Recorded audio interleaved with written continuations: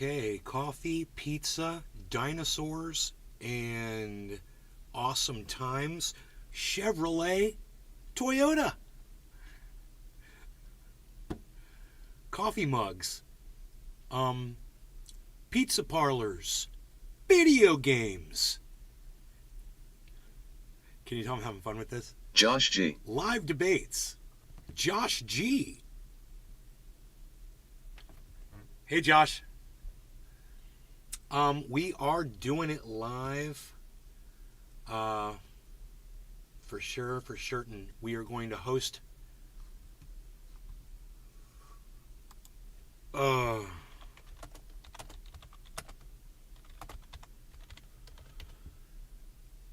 don't know if I can post my link or not on Destiny's chat. It's cool if I can't. I don't Patrick know John Welder. No, Evening go Nay. away. Somebody's like, no, go away. I'll block that person. I love the block feature on here.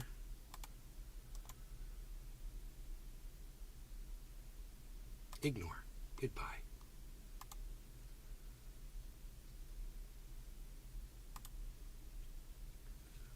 Sure, but everyone is waiting for debate.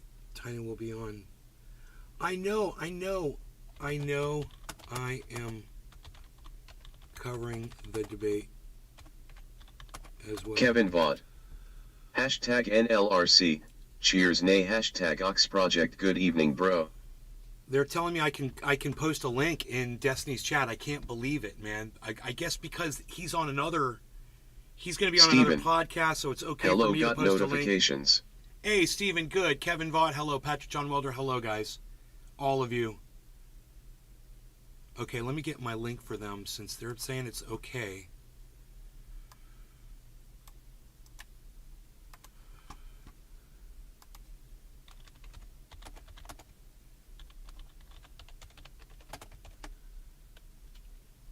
Nays Garden, you got to get in touch with Darius and learn how to leech properly.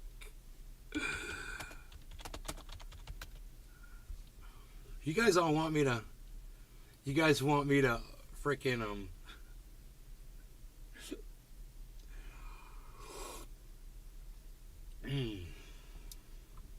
debate. You know, a debater. I'm not a debater. I don't understand what. There's nothing to debate. This is the way I look at it. He's got his views and he's got every right to them.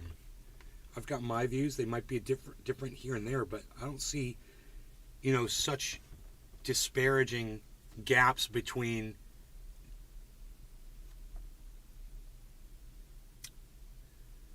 Destiny's platform and mine. Out here pretending he's not a master debater. I am not a master debater. I don't debate people, man. I've only been in two actual debates my whole life.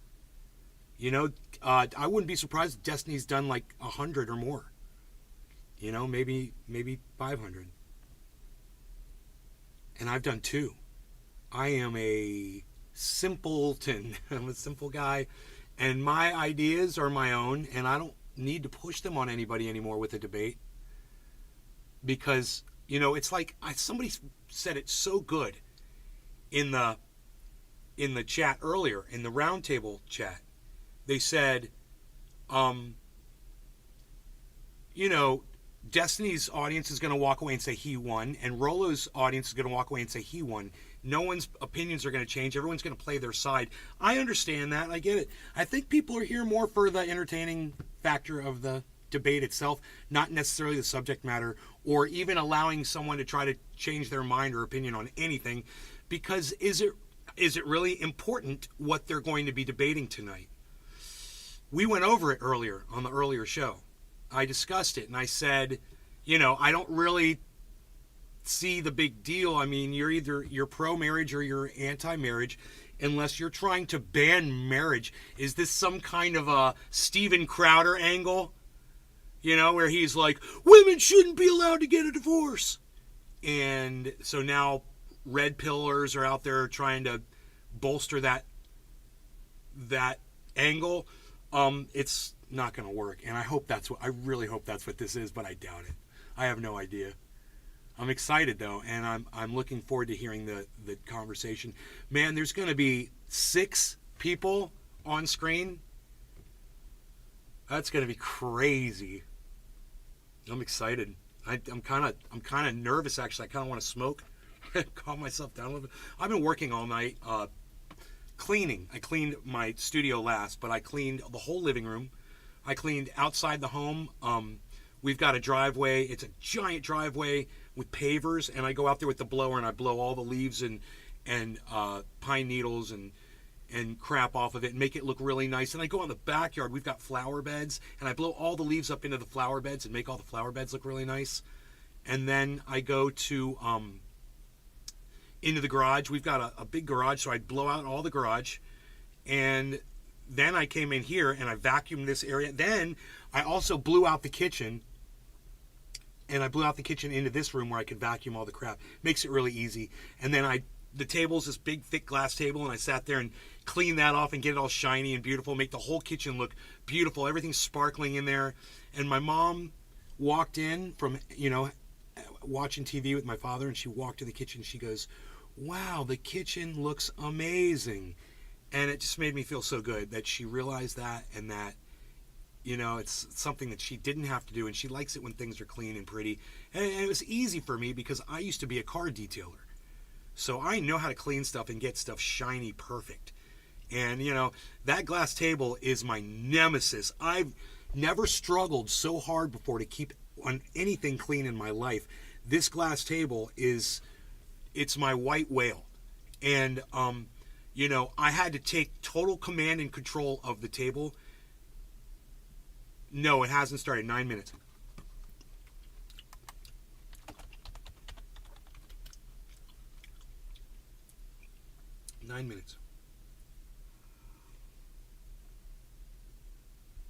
Minutes even. 9 of them.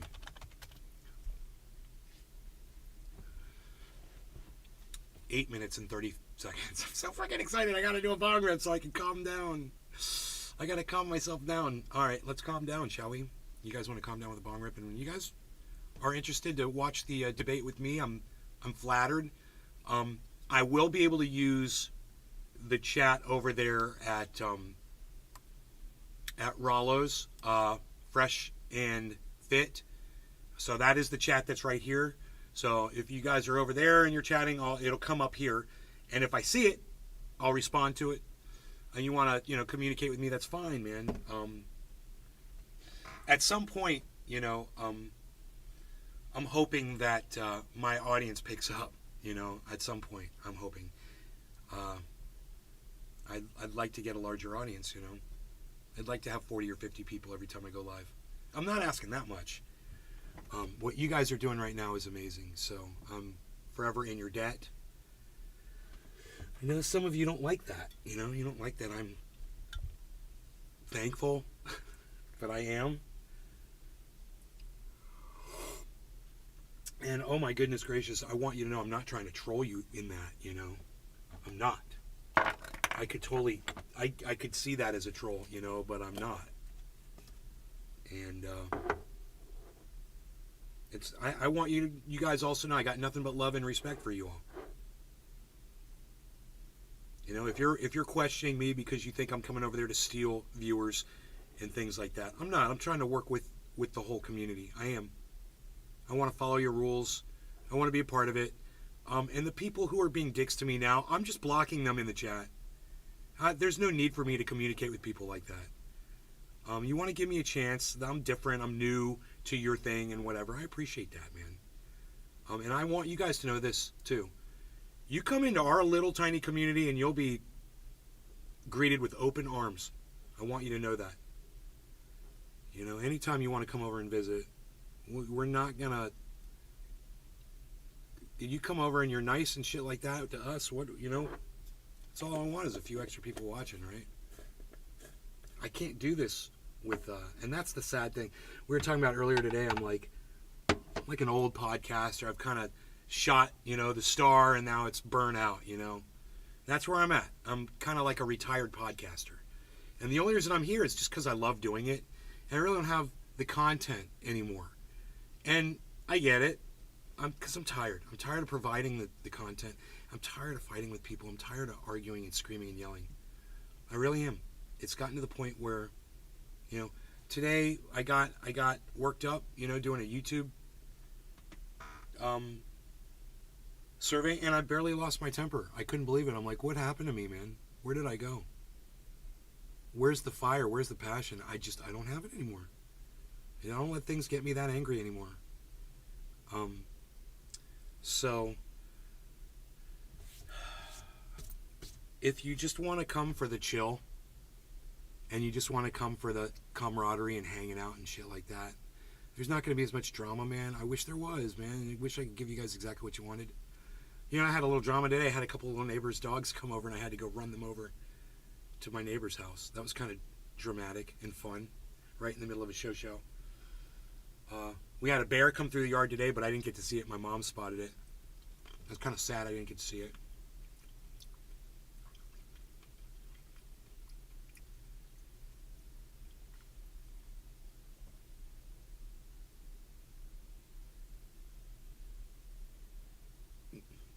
Og420JR. Hey. Hi, Nay, just tuning in. Hope Hey, you're OG. good. What's up, buddy? We're about to watch this debate. It's going off in 4 minutes, man.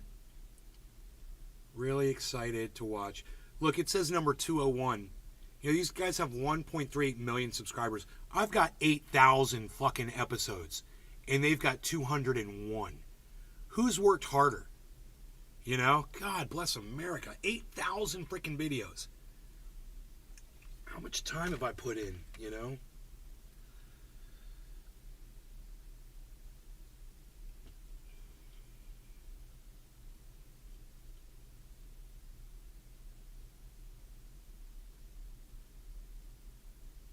Minutes, everyone's Og420JR. I'm going to get that popcorn, just got off work too. Alright, well, I'm going to hit this bong because I am so torqued up right now for this debate. So, I have no idea. I mean, I'm so curious to hear how they're going to approach this. Because we already went over it, and it literally took me 2 minutes to go through, maybe 3 minutes to go through the whole thing and go, what are they going to talk about for hours? I mean, if they just bring the facts, if this is about, correct me if I'm wrong, the debate is about, does marriage cause divorce?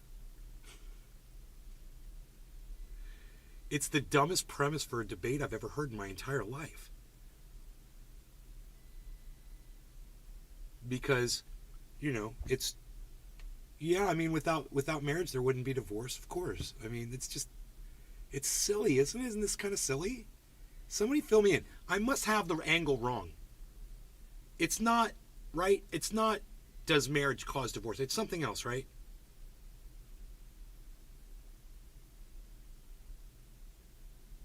Somebody want to tell me what the actual debate is going to be on?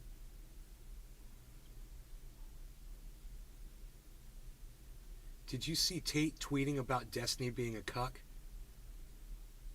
Zelly.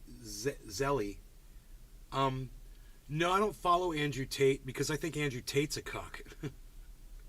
And I don't care what Andrew Tate thinks about Destiny. You know, I would take Destiny over Tate every time. Unless they were going to be kickboxing. Og420JR. I'm pretty interested about learning what this is about. But Andrew Tate is a complete fucking moron. Why would I even be interested in anything he has to say? And why would I give a fuck whether he likes Destiny or not? You know, Destiny does what Destiny does, man. You know, it's his thing. People want to try to accuse Destiny of his lifestyle. Pfft, get over it. Doesn't seem to bother him. Sounds like the one with the problem is you, Tate. Oh. Oh. You know.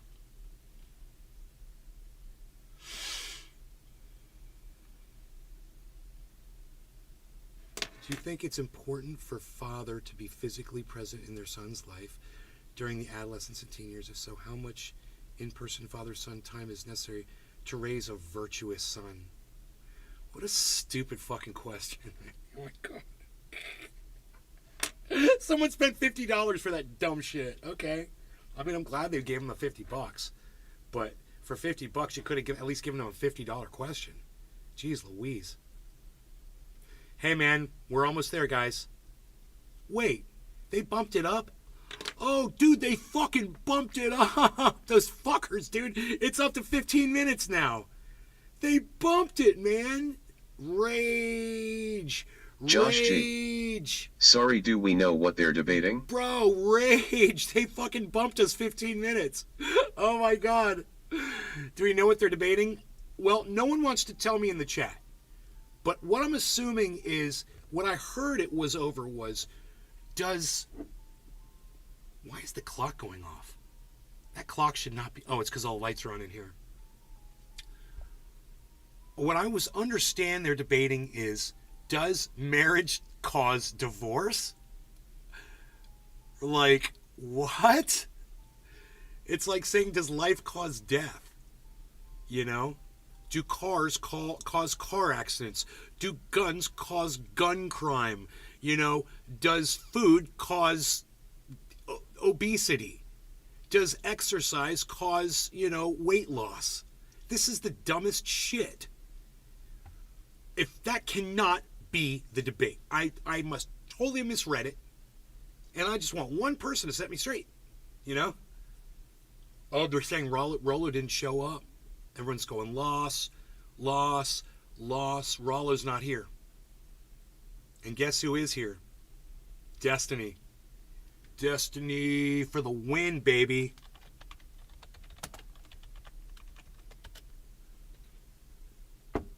Okay, he's already won the debate, as far as I'm concerned.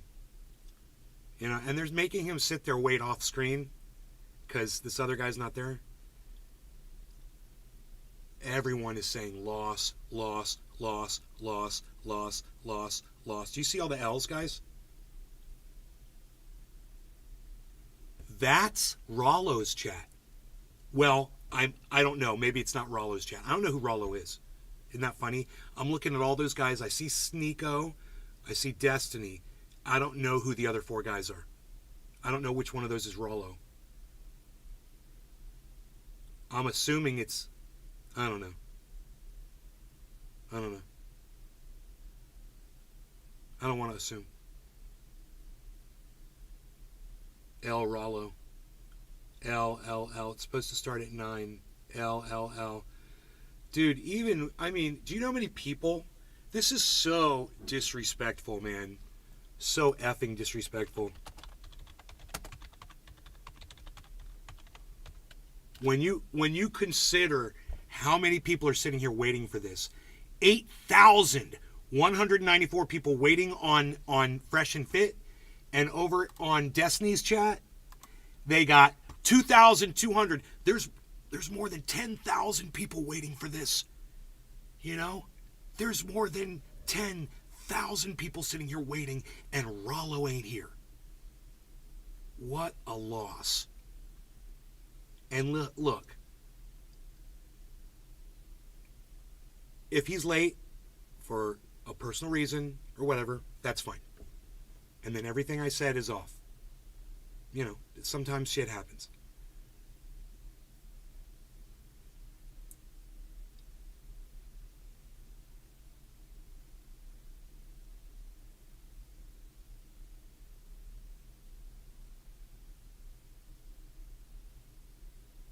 Dude, the chat is insane.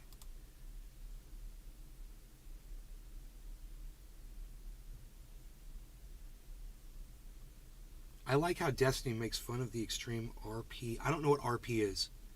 Ideology.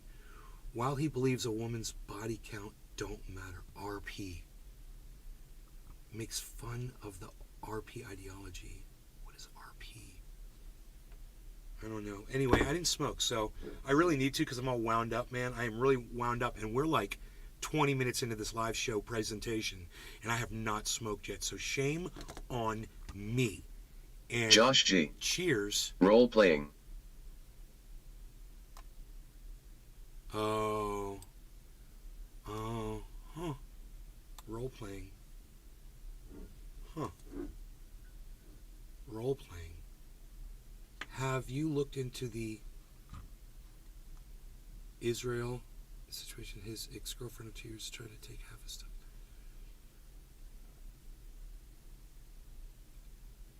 Adesanya. That's the UFC fighter, right? Israel Adesanya?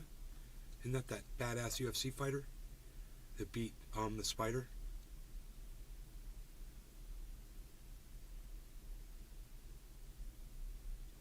Dude, I thought I just saw Willie Bragg.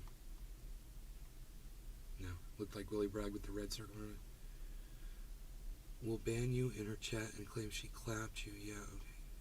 Keep telling yourself that. She really does argue in bad faith. Huh. People are paying a lot of money to get these super chats up there, man, already. The thing hasn't even started yet. So they upped it 10 minutes. They haven't given a chat to tell anybody what's going on. And I'm assuming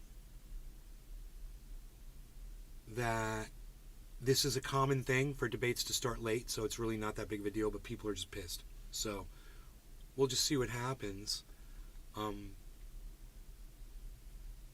This over here, what is this? This doesn't have to be on screen.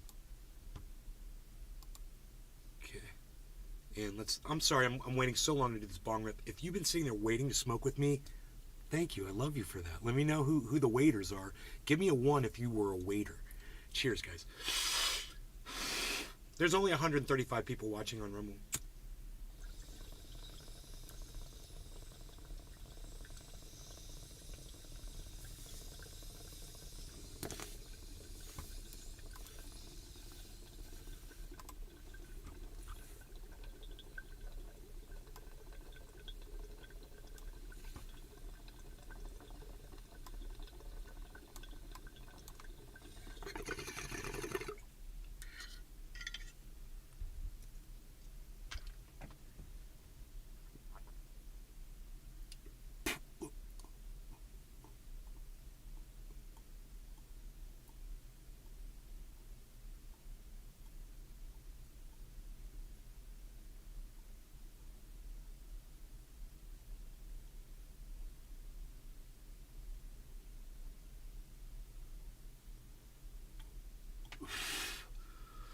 Smoking with Grandpa. 2 Pro C, thank you, buddy. Love you.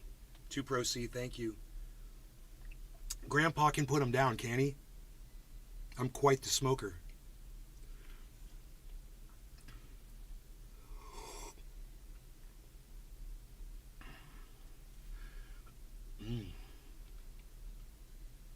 Wait till I start getting my dab game on. That's just some flour. Some flour par. Vouch.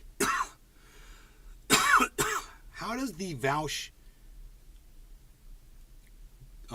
Destiny debates go, I wonder? And what kind of things do Vouch and Destiny debate? I fucking hate Vouch. I'd like to offer that my old 55-year-old ass cage match him for a charity. I don't know anything about fighting, but I think that me versus Vouch would be an awesome fight. I would love that. I would love that. Wouldn't that be a great idea? Trendy Nay, Old Man Nay versus frickin' Vouch. Just so I can do all the things to him that I've been wanting to do for so long. When I hear that silly little cunt open up his fat fucking hole, and you know, the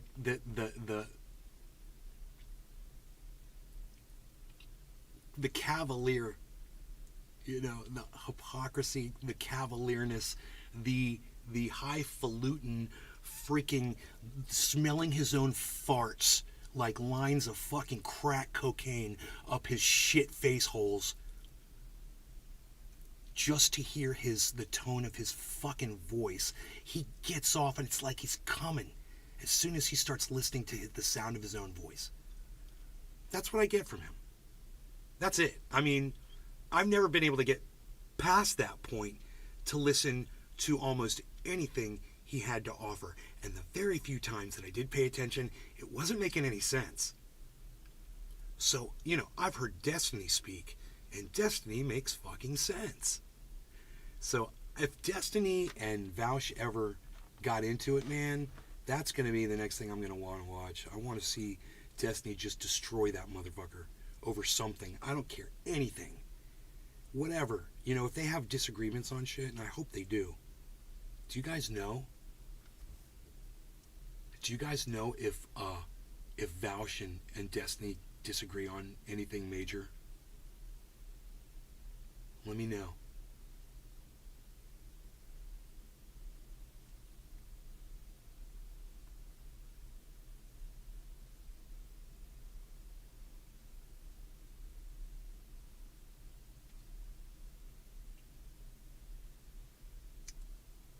Maybe not. I figured we'd have some history in here. Somebody would know.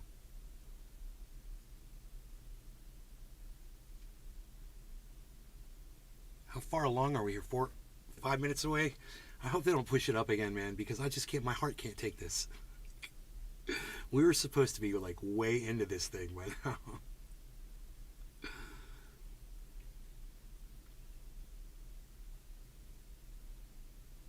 One more bong rip. Dude, I am down. Euphoria, I am down. No law regarding cannabis, guys. Cheers. I cannot wait for this to start. Hey, look, it's 4:20. 4 minutes and 20 seconds. Perfect time to smoke. So cheers to all of you guys. Cheers.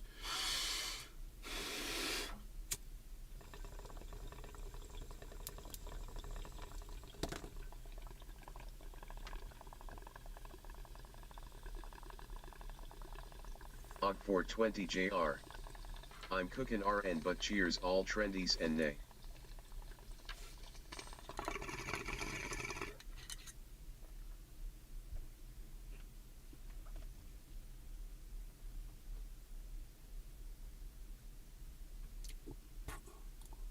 Royale.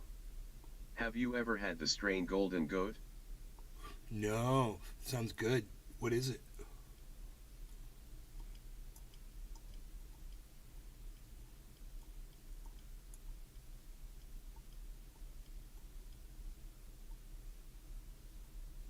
We were just talking about today how there's so many new strain names out, we can't keep up with them all. But basically, wedding cake, oh my God. Once that birthday cake, wedding cake came out, I was like, this is what cannabis is all about. This is what can be achieved with breeding. You taste this stuff and you're like, you smell it and you're like, oh my God. It smells like frosting, man. And there's so many different strains that have so many great smells like that. Oh, I could name some of the most realistic ones where you smell them and it smells just like its name. Strawberry cough is one of the most dead-on strawberries you will ever have. You guys, if you ever hear the name strawberry cough and you have the ability to get a hold of that stuff, anyone in the chat right now can attest to it. They fucking taste like candied strawberries. When you smell it, when you smoke it, before you exhale it, you taste it in your lungs. It is so strawberry sweet. I can't imagine wanting to smoke anything else when you got that stuff. Strawberry cough. Anyone? Anyone down with the strawberry cough? Anyone down with the cough? Og 420 JR. Oh. So good. There's a bunch of blueberries out there. I am not a fan of DJ Short's blueberry. Okay? It hurts my throat. There is a strain out there. It's called Blueberry Muffins. And it tastes and smells just like blueberry Pop-Tarts. Og 420 JR. Which is... I just got high by your description. I got high by... Listen. Blueberry muffins. You can literally smell... Recommend me a stray. Dude, blueberry muffins, old school, bro. Orange Bud. Get Orange Bud. Find Orange Bud. It's one of the older strains, and it is orange, man. It's sweet, sugary, tasty, freaking orange. It's crazy. And then after a while, after you've had it for a while and it's cured really good, it gets more like orange peel. it tastes and smells like orange peel, but it does. It's like it like ferments or something. You know, it doesn't ferment, but it breaks down a little bit, and then it becomes that. And I could name a couple other strains, man, that are just must tries. You gotta try these if you can get a hold of them. You know, definitely birthday cake or wedding cake. The strawberry cough, the blueberry muffins. This one, it's called. It's well, cherry pie and Candy Kush. Check those out. You know, Girl Scout cookies. Purple Punch. Yeah, I'm not too crazy with the purples because of the effect they have on me. You know, there's sativas out there that I freaking love the flavors of. I'd much rather go with those flavors because basically the only thing you're giving up with indicas is freaking grape flavor for them. And there's chocolates too. There's coffee. Okay, there's coffee, there's chocolate. Yeah, for sure. And but when you get into the hazes, bro, lemon haze, mango haze is insane. Grapefruit, just the strain grapefruit, it tastes just like fucking grapefruit. It really does. You know, those kinds of strains that have those flavors where the names are accurate, that's my favorite shit, bro. Og 420 JR. Dosi Lotto. Yeah, I'm not as crazy about the dosies, not as crazy about the gelatos. None of those are. That's not as. They're great. Don't get me wrong. Og 420 but that's JR. not the ones that I go for. You are so right about the orange bud. I'm not down with the fuely ones either. I'm all about the fruity flavors. You know, and the chocolate's not bad, dude. We're waiting. This is supposed to be going now, and they're not live. Everyone spam L's.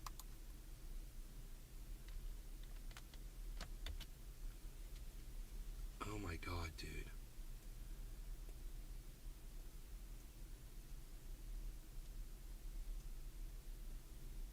Dude. Lcast. Lcast. That's the best L. Lcast. Og 420 JR. Ice cream cake is literally my favorite. Hashtag Lcast. Restream.io. Congratulations. You've received 100 messages today with Restream chat.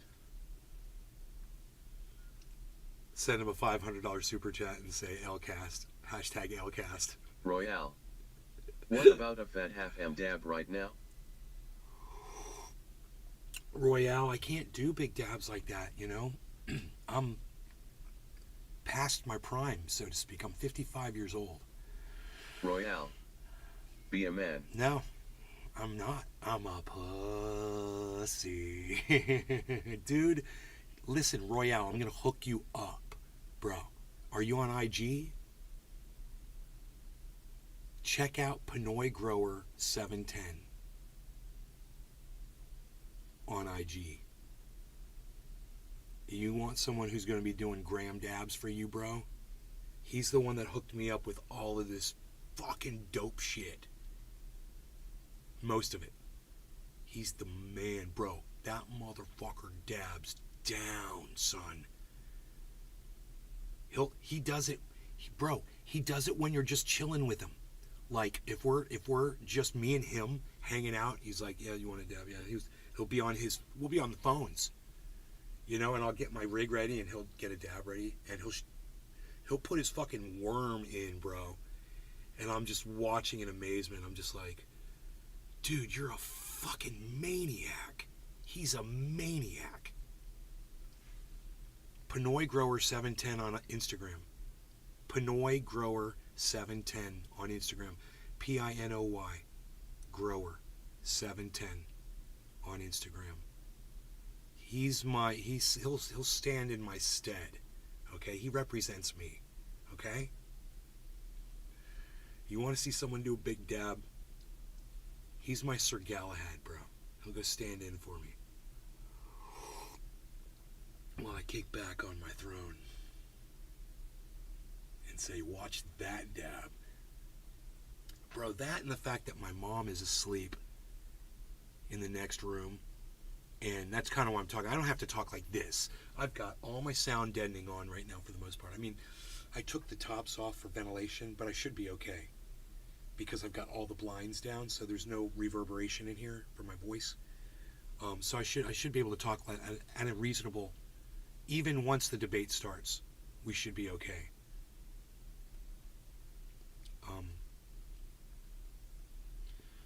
So, you know, I was thinking about reaching out to Destiny because I really haven't so much.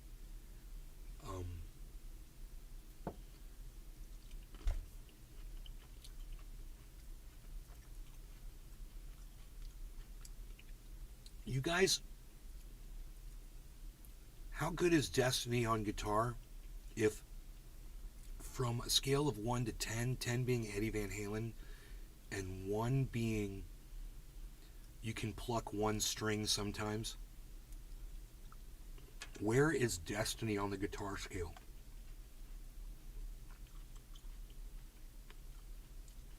I probably put myself at like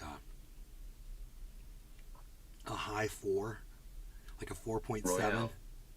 He's pretty bad. So you'd give him what? Give him a ranking 1 to 10. 10 being Eddie Van Halen, and 1 being plunk, plunk, the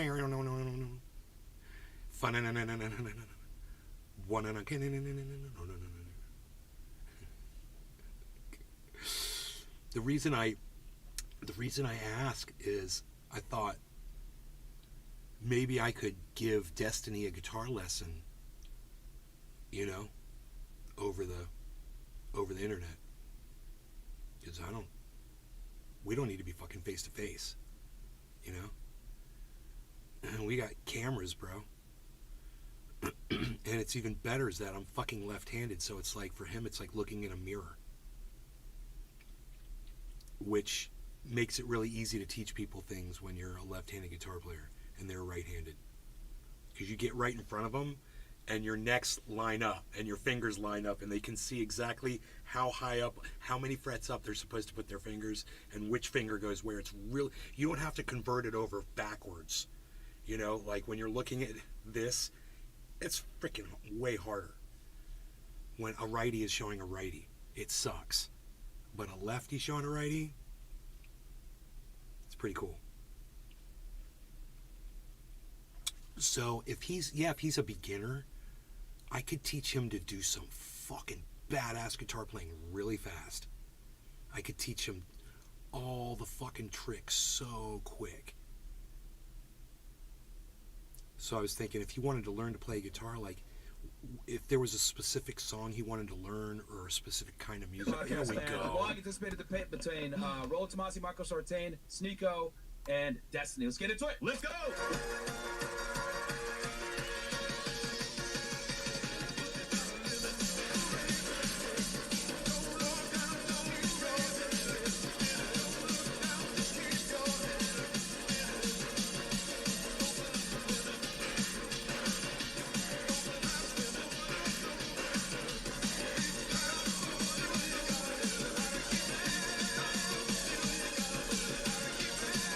Dude, this is almost like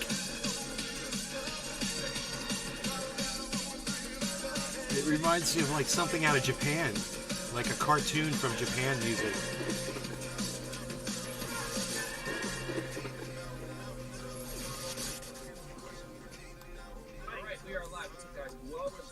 Podcast, man. It's a special day. It's Monday, but we got some special. We canceled the after hours. We're gonna have a debate. You guys been waiting for this one for a while. We canceled the after hours. We're gonna have a debate. You guys been waiting for this one for a while. Rumble.com/freshfit.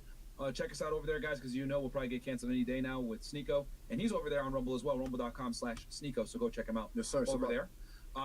It's the future. And Kai and Speed just joined Rumble too, so it's really taken over. Ooh. All the people that were doubting, everybody that's talking about Kick, I know Aiden's panicking right now because Rumble's looking really good. Kai and Speed, two of the biggest Gen Z streamers, are going to be a huge demographic coming over. Thanks. Join Rumble before it's too late because things are really about to really start to. Dude, I'm already on Rumble. It's a new wave, man. Freshbit.locals.com, guys. Go check us out over there as well. Also, we're on Megaphone. So if you guys want to listen to the podcast audio version, make sure to wear headphones so you don't get fired at your job. Get the merch, fresh at podcaststore.com. I got my Chris the Bum shirt on, my favorite one, because Chris definitely is a bum and he doesn't even know how to manage correctly. Now, Chris, once again, bro. You know what's funny? He's the one that set the cameras up. Hey, oh nigga, my it's God, man. new angles, man. New You players. stupid. Come on, man. Vasectomy. Yeah, Hey, yeah. hey, we do a line. Yeah, oh yeah, that's the excuse to use every time. And then also, guys, get freshfitpodcaststore.com. Definitely go get a Chris the Bum shirt after that one. Yeah. And then also check out our Clips channel, guys, Fresh Fit Clips. And then also check out our other channel, more Fresh Fit Clips. Check out Fresh the Vlog. Yep. Guys, for vlogs, man, funny shorts, go check it out. Guys, join the network, man. Add value, get value. Sorry Let's about the go. audio. And then Myron's channel. It's fixed. Fed 1811, as you guys know, I break down criminal cases. Actually, I changed it to Fed Reacts. Fed Reacts. It's called Fed Reacts now, guys. So go ahead and check it out. The last episode I did was, God damn it. Mafia? Golden State. Yeah, Golden State Killer. Thank you, bro. Yeah. I did the Golden State Killer yesterday. He went on the run for like 30, 40 years. It took forever for them to catch him, but they finally did through DNA. So if you guys want to go check that out, go check it out, Fed Reacts. And then I'm going to be dropping Al Capone and the Outfit on Thursday this week. And yeah, and then I won't be in town, guys. So you guys are actually going to get a special show with these guys Yeah, it's without gonna me be here on Friday. Rollo, That'll be Sartine, fun. and myself. Yes. Running the show. And And then, Fresh? Uh-oh. On the show? and Sneeko might come with somebody too. Bruh. Who knows? Who knows? Who knows? We might have something for y'all. But anything else? Oh yeah, get my book, guys. Why Women Deserve Less. Oh, you And, guys. I'll That's go a great ahead and read cover, by the chats. way. And then Where also, where all the are guys- they? All their links are below, guys. Go support them down below. I got their Rumbles, their YouTubes, etc. Destiny, Sneeko, Rollo, Tomasi, and Michael Sartain. So I'll read these chats real quick. From this point forward, guys, we're not going to read anything outside of $100 and up, because Bruh. obviously we want to make sure that we have the debate going nice and smoothly. Just so you guys know, me and Fresh are not going to participate. We're just going to simply moderate. Yeah, I mediate. got a couple topics here at hand, but let me read these and I'll give you guys the ground rules. Jordan 14 goes, Sneeko too focused on the vasectomy last time. The point is not to have kids when you're broke and haven't built yourself up yet and can't provide. Not every man is young and successful like you are. Well, sir, you will be armchair debating somewhere else, because don't worry. Colin Stevens goes, you should ask the resident blue-haired cuck if he still supports the position on ethical CP. Have him elaborate and see if the panel agrees. That's not today's topic, my friend. Manuel J. Hernandez, Destiny likes men unless his chick get ran through. Not the best guy to get advice from. Be a man. Okay, Mulan. We got Fresh's stutter. Stutter. I didn't get invited to the round table again. El Fresh, I hope you haven't skipped any therapy sessions. Let's Thank go. you, sir. You've been skipping them sessions. Let's go. And he did come late, by the way, too. CPT. Yeah, he definitely did come My late. dog's Master growling Excellence in his goes, sleep Fresh for again. Destiny. You think it's important for a father to be physically present in their son's Psychically. life? Particularly. What? Psychically. Oh, psychically. Oh, shit. They Okay. probably meant physically, I'd imagine. Maybe. But maybe they're that kind of person. Yeah, too. let's use grammar with some of Present these. in their son's life, particularly during the adolescence and teen years. If so, how much in-person father-son time is necessary to raise a virtuous son? That might come up in today's topic. Zorino goes, I'd like to hear Sneeko and others answer this. Is Leonardo DiCaprio a high-value man for scoring with 19-year-old models in his late 40s without having kids? Don't worry, we'll talk about that. 0259 goes, I like how Destiny makes fun of extreme RP ideology while he believes a woman's body count don't matter. Okay? We're gonna get to Zorino that today again. too. Myron, would you say Destiny fits the description of a placeholder husband and he's just coping when he says he's cool with his girl cheating on him? No, whatever, man. Y'all asking me This these is about questions. them, guys, This not is about us. them. Come on, man. Yeah, man. Derek Stacy, $20. Have y'all looked into the Israel Adesanya. situation yet? Stop Bender. The UFC guy with the girl. Oh, Once- yeah, we'll cover that probably next week. We will, yeah. His His ex-girlfriend of 2 years is trying to take half his stuff. No kids, kids. no marriage. P Clown World, FNFW, Sneeko, W Destiny, W. Adesanya, I'll pay for all your lawyer fees to beat this case. Oh, that's crazy, bro. That we she's can look even into it trying. then. Hey, you're supposed to moderate, man. Be quiet. So Myron and Sneeko, vasectomy is not a solution. Better advice would be to make a bunch of money and leave the U.S. Okay. Samuel L. Goes, Lyra Gonzalo has been arrested again by Ukrainian SBU at gunpoint. Really? There's a video. He needs your public support and the social pressure to save his life. Please bring attention to this extremely important fact. God help Lyra. God Wow. damn, bro. Is that like Shit. for the third time or the second time? Yeah, it's the second time. Second he got time, arrested. Maybe the last time. That we know about. They're hating over there in I Ukraine. saw it man. the second time. I didn't know there was Charlie Jones, hi, I love Funna. Rollo's explanation of the tweet didn't make sense. He said a high value man is subjective to you, which it's not. Don't worry, we're going to actually define that we'll at the get top to of the that. show. High value man is objective based on the marketplace of society. Otherwise, everyone is high value man based off our own subjectivity.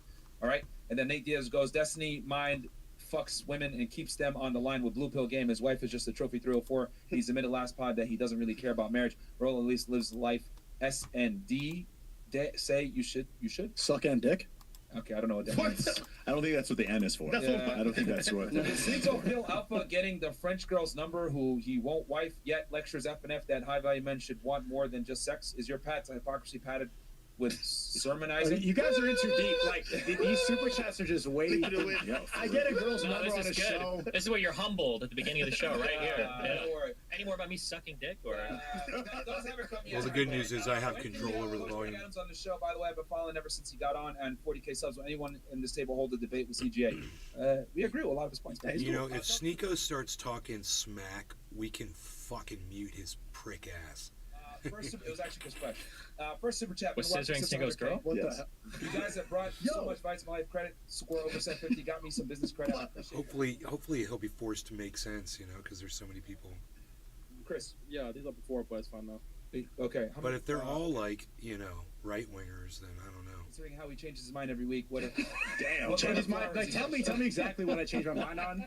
So Did anyone ever say that, or just like I'm a leaf blowing Just in the wind? Oh Just shit! like- Sneako's already he's already gone. They just ignore them, bro. I'm just reading through these. Well, you guys kind of agreed with that point of view, but it's okay. It's okay. Where we at here? 20 up? Fresh No, it's cool. It's cool. Thank God. No, we're going 100 up from. No, but it's still. Oh, these came from before. Yeah, bro. Okay. I gotta Thank God, turn Fresh these ain't lights talking. off. Sorry, I'll be homie, and right why back. Sneeko looking extra Asian all of a sudden? You knew the look at jokes were extra coming. black always. All right, Mark, go ahead. This is true. Okay, so quick little. So here's a summary of what's going to go on, guys. As you guys know, they have some disagreements on some things. We're going to go ahead and moderate the debate. Me and Fresh will not be jumping in. We are simply going to be here to moderate. We're going to cover 4 main topics: the vasectomy tweet, dual mating strategy, divorce, and promiscuity. But to kick it off, we're going to go ahead and define certain terms: high value man, alpha male, hypergamy. Do you guys want to introduce yourself to the people real quick? Yeah, real before quick. I think probably everybody knows who I am. Rollo Tomasi, I'm the author of the 5 books that are the Rational Male series books. I'm Michael Sartain. I'm a former U.S. military officer. I flew 5 years special ops, 2 years counterintelligence, and now I have a performance coaching program, and then I host a podcast with him where we discuss evolutionary psychology. Access Vegas.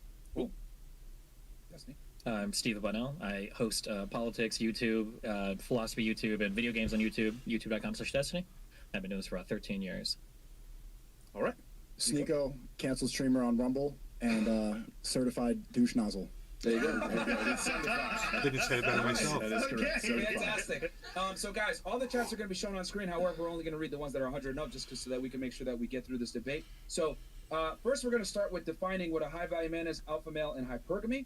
And then we're going to come to a basically an agreed upon definition for the table, so that way nothing is lost in translation during the course of the conversation. We already got 20,000 y'all in here, so do me a favor, like the video, subscribe to the channel if you haven't already, and then subscribe to everyone's channel here. Sneeko on Rumble, Destiny on YouTube, Access Rollo Vegas, on YouTube, Rollo. and Michael Sortain on YouTube as well. Their links are below. And then, Pretty much so it. we'll go ahead and, so who Do wants we- to kick it off with defining high value man? Before we define things, I Please. wrote like 6 things down so we can all agree on things. So we have like a common base going Okay, for it. go Okay. ahead. Okay. So I wrote 6 rules that I hope we can all kind of adhere to for this conversation. Yes. So for the first one, all of us here are trying to approach some notion of what is true in terms of what we're Yes. analyzing. We're not Yeah. here to make fun of each other, scream at each other, be emotional, whatever, but we're trying to figure out what the most true shit is, essentially, right? Number 1. Number 2, I personally think we should move through arguments point by point rather than like diatribing for 5 or 10 minutes so Yes. that the other time, because you don't want to start off a point where somebody already disagrees and then talk for another 5 or 10 minutes. And so if I'm saying something or Sneeko's saying something or you guys saying something, if you disagree, just be like, hey, let's talk about this thing before we rattle on a ton. Okay. Number 3, because I hear this accusation a lot, if anybody feels like there's a debate tactic in the room, call it out, and we've got the moderators here. If somebody feels like they're straw manning or appealing to emotion or false authority or whatever, so like, hey, hold on, I don't like that, point it out. Nobody should be leaving here and then in 2 weeks being like, there was a lot of debate tactics going on. Call it out if you see it, and we'll address it right here. Yep. Okay. Number 4, we've kind of already addressed this. So words have to have meaning when we're having these conversations.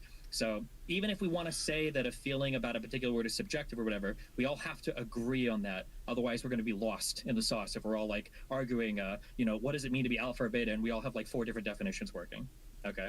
And then 2 more. 5 is trying to keep this as scientific as possible. So if somebody says like, well, there was a study in England with 33 million participants, and another guy's like, well, on Instagram I saw 2 stories. Okay, let's try to keep it like, as I know you do a lot of scientific stuff. I know you've done a lot of reading. Sneeko is very scientific here with his Quran. So let's try to keep it as based as possible. Don't hit it And like that. oh, I'm so sorry. I was kidding. My bad. Okay, and then final point. if some side feels like they're not being understood, or if they feel like their points are being misconstrued, ask the other side to just like state like, hey, what do you think I just said? Or hey, what do you think I think about this particular thing? And then the other side will try to restate the argument so that we're all on the same page. Okay, so roughly speaking, just to keep it, yeah, okay. No, We I all mean, cool? Okay. definitely, and we'll stay away from that homonyms and keep it as cordial as possible. Cool. So yeah, we'll start with. And now we lost half of the viewers. All right, so we'll start with defining what a high value man is, and then also real quick, when we're making arguments, or whatever, I'll be timing you guys at least on the vasectomy part. We're gonna cover that first. But let's define Should what we a high also value man is. mention how this started from last show or no? No, they know. Okay. They definitely Trust me, there's All right. 20,000 people they know. Okay. Yeah. All right. So let's Long define rip. high value man. Who wants to take the first crack at it so everyone can at the I table can need agree one what it high is? value man. I'll go. What's a Got one to high go. value So, man? Of course, everybody wants to like nail me on what's a high value man. Okay, so I could have said this on our last Cheers. engagement here: is that a high value man is the man that other men want to be and other women want to fuck. That's straight out of my, I think it's my third book or my second book.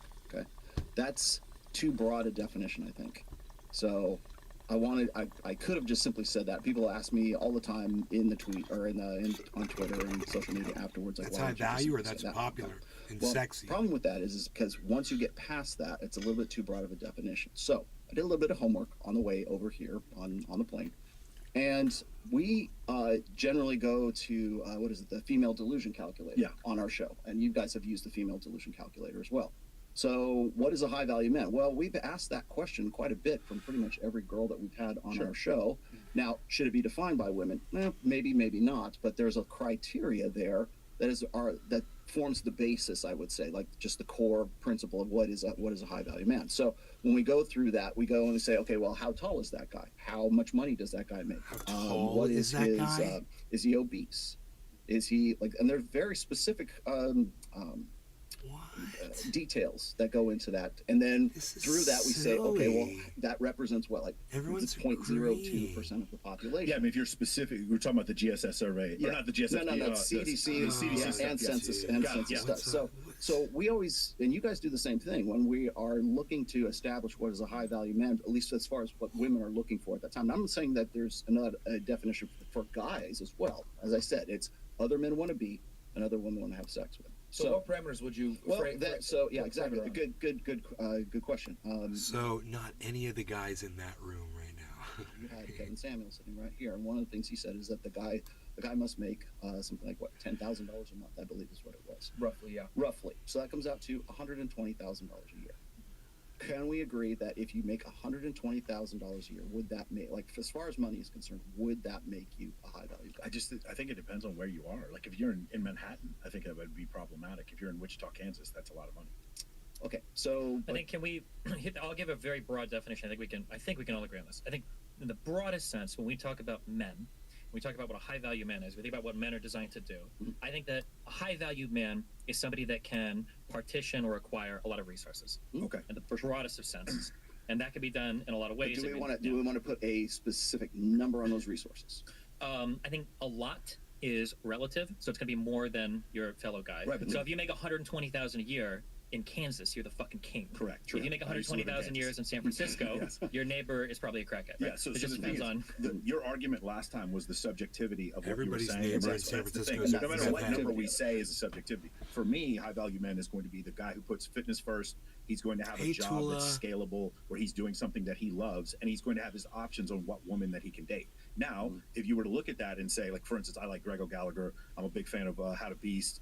Brandon Carter is a buddy of mine. Wes Watson, Goggins, what's his name? Jocko Willink. Those guys I consider to be high value men. The thing is, though, if Grego Gallagher is dating a woman with breast implants and fucking plastic surgery, another person who has different religious beliefs is going to be like, no, that's haram. That's bad. So that's the thing. It's the subjectivity of it. Sure, I think important to keep in mind is when we say value, we're implying some sort of exchange between multiple people. So like a moral man or a virtuous man might be way different than a high value man. We can all probably think of people that are very virtuous or moral. Wouldn't someone virtuous who goes by the Quran then have a different definition? Like, for instance, you guys had an argument before about family creation.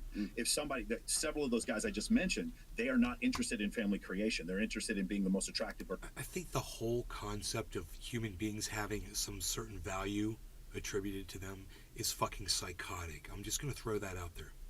I think all of these guys are fucking crazy to be thinking that they have to define some sort of attributes that make a person, fit their description of what they should be. It is fucking weird. Man, everybody has value. Every single human being has value. That's what's up, man.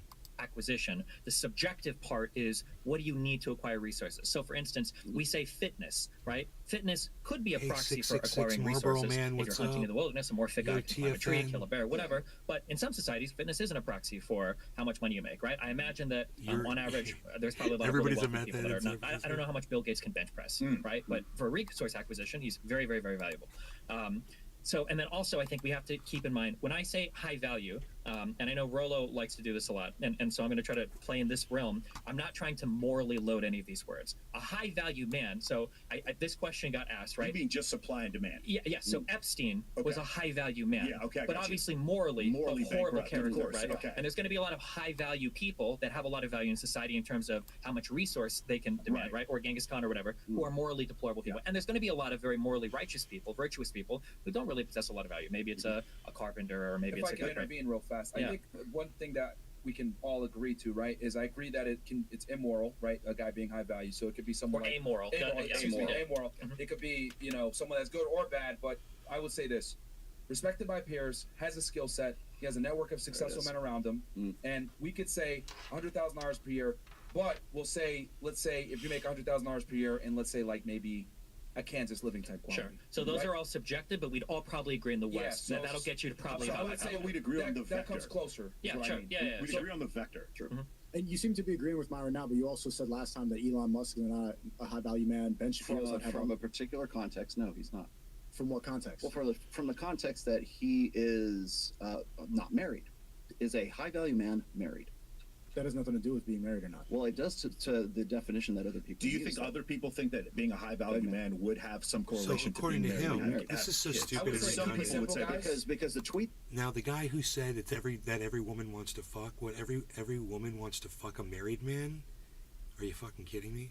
I think for the purpose of this debate, we want to probably keep it as simple as possible, so that it isn't extremely nuanced definition. I think if the person is married or not, should it matter? I think it should be because if you're married, you're unavailable. Or how about we can agree that a person of high value probably has the ability to get married and have a lot of children, but they might not necessarily. If they choose not to do so, that's on them. How do I get in Destiny's earpiece? I want to be in Destiny's earpiece talking to him.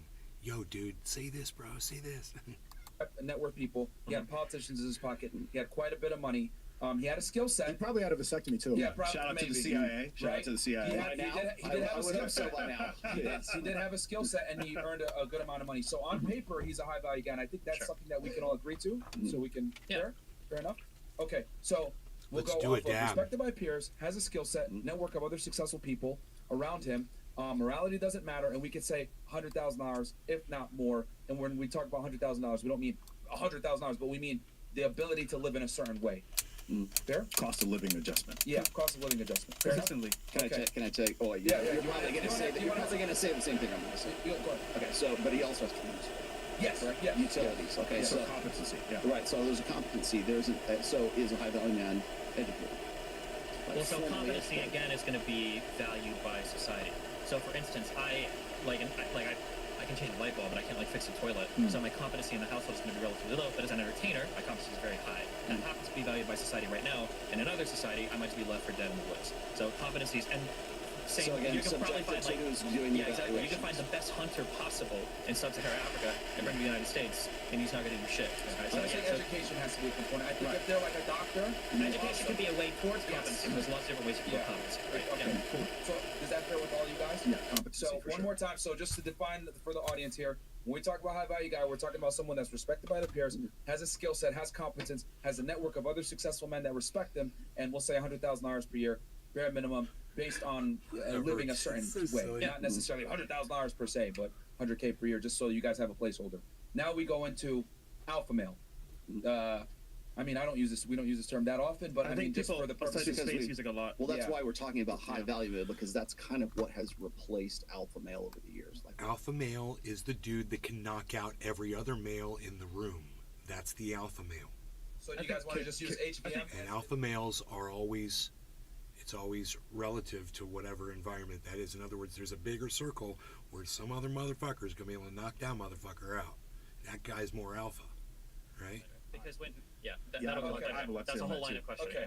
And then hypergamy. How do you guys want to define hypergamy? Let me do one more real quick on the useful side of things, because I had a list of other things here. So it was like, as far as being useful and You guys know Laurie got a cannabis. Cheers, everybody.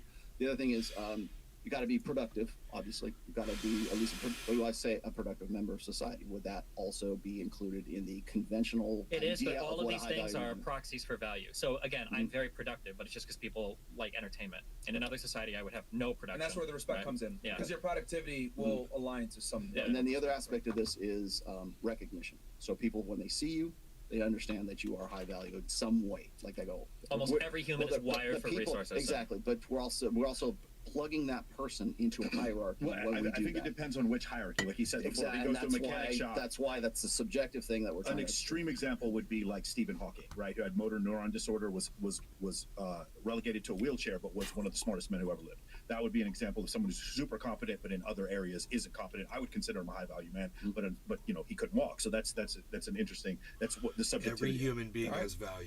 Cool. So I guess alpha male will deal for later, and then hypergamy. How do you guys want to define that, just so we understand here? Because I mean, it's an ever-growing term. It used to be the practice of marrying up originally. So how do you guys want to deal for? Okay, so let me just see if I can define terms here. Okay, so the classic understanding. If you go and you look in the dictionary, you go to Wikipedia right now. The classic understanding of hypergamy, to the letter, is it was a term that was used by a sociologist. I want to say it was in the 1950s, and he was studying the caste system Jordan Peterson in bullshit? India. In India, in Hindu cultures, and how the tenets is the concept of a high value man from Jordan Peterson. Higher caste. That was based primarily on the socioeconomic status of that person and that family and everything else, and that's the original idea came from. So it's based primarily on sort of like the provisioning, protection, and parental investment. It's dowries, it's marriage, it's the formalization of like a relationship. In the last, I would say, 20 some odd years, we've broadened the definition of hypergamy to include the alpha fucks beta buck side of things. Okay, so there is the short-term sexual side of things, because women mate up, across, and up, as well as marry across and up. And as far as the definition is concerned, I've been trying to do this myself, right, is to expand the definition.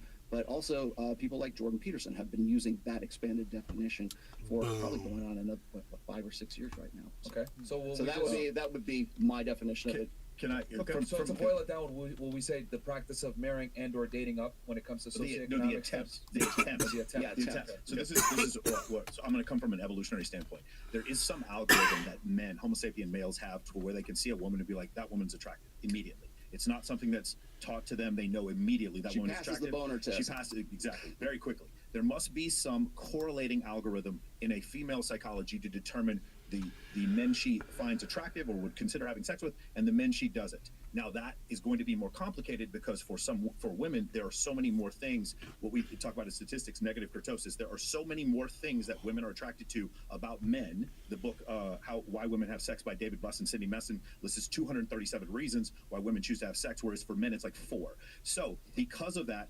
algorithm, that complicated evolutionary algorithm, is hypergamy. That's what I would consider it. It is the way by which women sift which guy I like from which guy I don't like. It must exist just like it exists in men. So that's the way I would pose it. All right, would it be fair to say it's sifting up though, right? Yes, it's of not course. Sifting, it's sifting up. Because her evolutionary imperative is to find the strongest son that she can. So that strongest son is going to deal with some competency or some physicality that man has that she's choosing him for.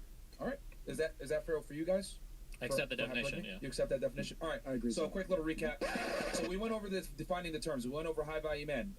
We say about $100,000 when it comes to cost of living of a certain way, respected by your peers, having a skill set network of successful individuals around you, competence, and it is amoral. So even someone like Jeff Epstein, even though he's a terrible person, he would be considered a high value man on paper, just so that we have. Can you say Epstein? Epstein, whatever. Epstein, doesn't matter.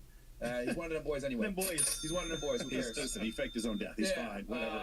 And then we don't know about that. I'm kidding. Hypergamy is the attempt, allegedly. The attempt to mate up or sifting up and having filters. For men, and then alpha male will, I guess that's a bridge we'll cross when we get there. So I guess we'll open up the discussion here, guys, with obviously the infamous tweet. Let's pull it up real quick, Chris. We got 28K y'all watching, so Like go the ahead and video, man. Sub to the We'll channel. probably have to kill the Facebook and Twitter stream here very soon.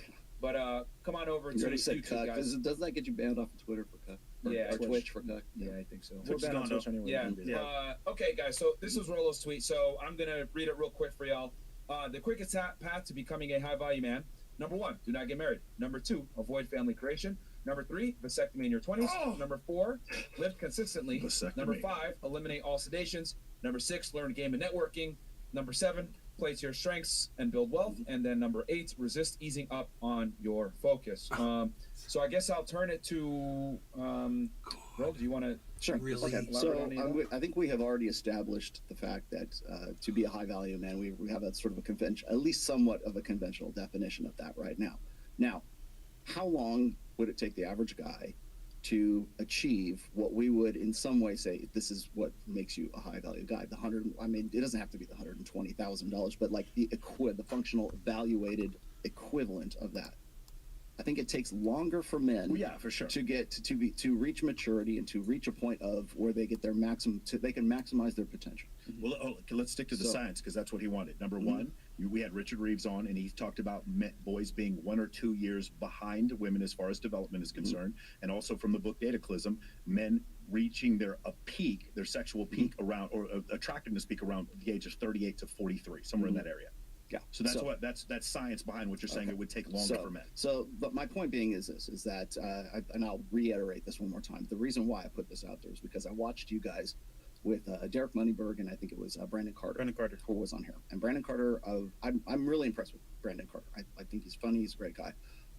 But his sort of outlook on life is to maximize his efficiency, his potential. So it's, he doesn't go to the grocery store. He doesn't own a car. He doesn't, the things that would take him away from staying on his grind, to the extreme. And now, this is an extreme that I would not do, clearly, because I have a wife of 27 years. I have a daughter of 25 years. I am who I am. I do what I do, right? So I have a car. Yeah, actually, I got 2 cars. So, I do have a car. So clearly, this is not about me. This is the most over-the-top, absurd, extreme example. You also have a kid. I think that's we all should point exactly. that out. So who's Brandon Carter? Who's Brandon Carter? The guy you're talking about. You don't know Brandon You know Carter? Brandon Carter? Really You've good. been on the show with Brandon. No. He said he has a kid. He was just saying. He Brandon also has a kid. Yeah. Yes, I understand. Sorry. But the idea is that the most over the top, like, what are you willing to sacrifice to get to the point so that you can get to that state of being a high value male, right? So, by the way, when I'm putting out the idea of vasectomy, okay, keep it coming because I love that one. But if there was a male birth control pill, I probably would have put that in there as well, because what that one section in there was meant to say is that beware of, like, when the sperm leaves your body, you lose all power over paternity and children and everything else. That's one of the things that really slows guys down. It's a hindrance to becoming to getting up to becoming a high value guy. So family creation. I'm not saying you should do these things, but if you want to get to the quickest way to doing those things, because it takes longer for men to mature into their peak potential, then these are the sacrifices that you're going to have to make to get to it as fast as you possibly can. I feel like Sneako's probably going to take off from this, because when I came into these spaces, so this is kind of a question that I had, and I think I fought with Fresh and Fit, I think, a lot on our first couple episodes, trying to figure out, like, what are you guys advocating for?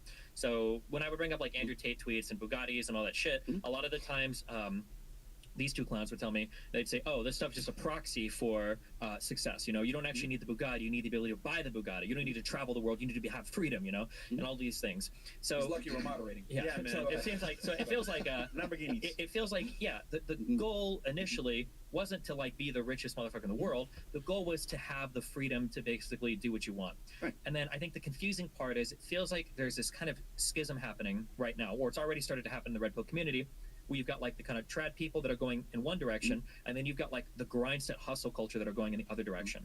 And it feels like the lightning point for this was your tweet, where it was like, okay, we're going to make it clear where we stand. Yeah. Get a fucking vasectomy, fuck family, and do this shit. And I think that it feels like the ultimate red pillar to you guys is what this is feeling I have. The ultimate red pillar is a guy that grinds his fucking life away, and then at 35, he's like got fucking 15 million in the bank. He's fucked 50 girls, and now he's looking for like the best mom that he can find, who's like 20, 21 years old. He's gonna get with that girl, 0-1 body count at the most, maybe 1, 0 at the best, right? Virgin girl gets with her, has a family, and then boom, that's like his life. Whereas it feels like on the kind of traditional side, it's like, well, what if you were like 24 and found a really good woman at 22, and then you had a family at 25, and you followed your career, she stayed at home, took care of the kids, and you followed that more traditional route.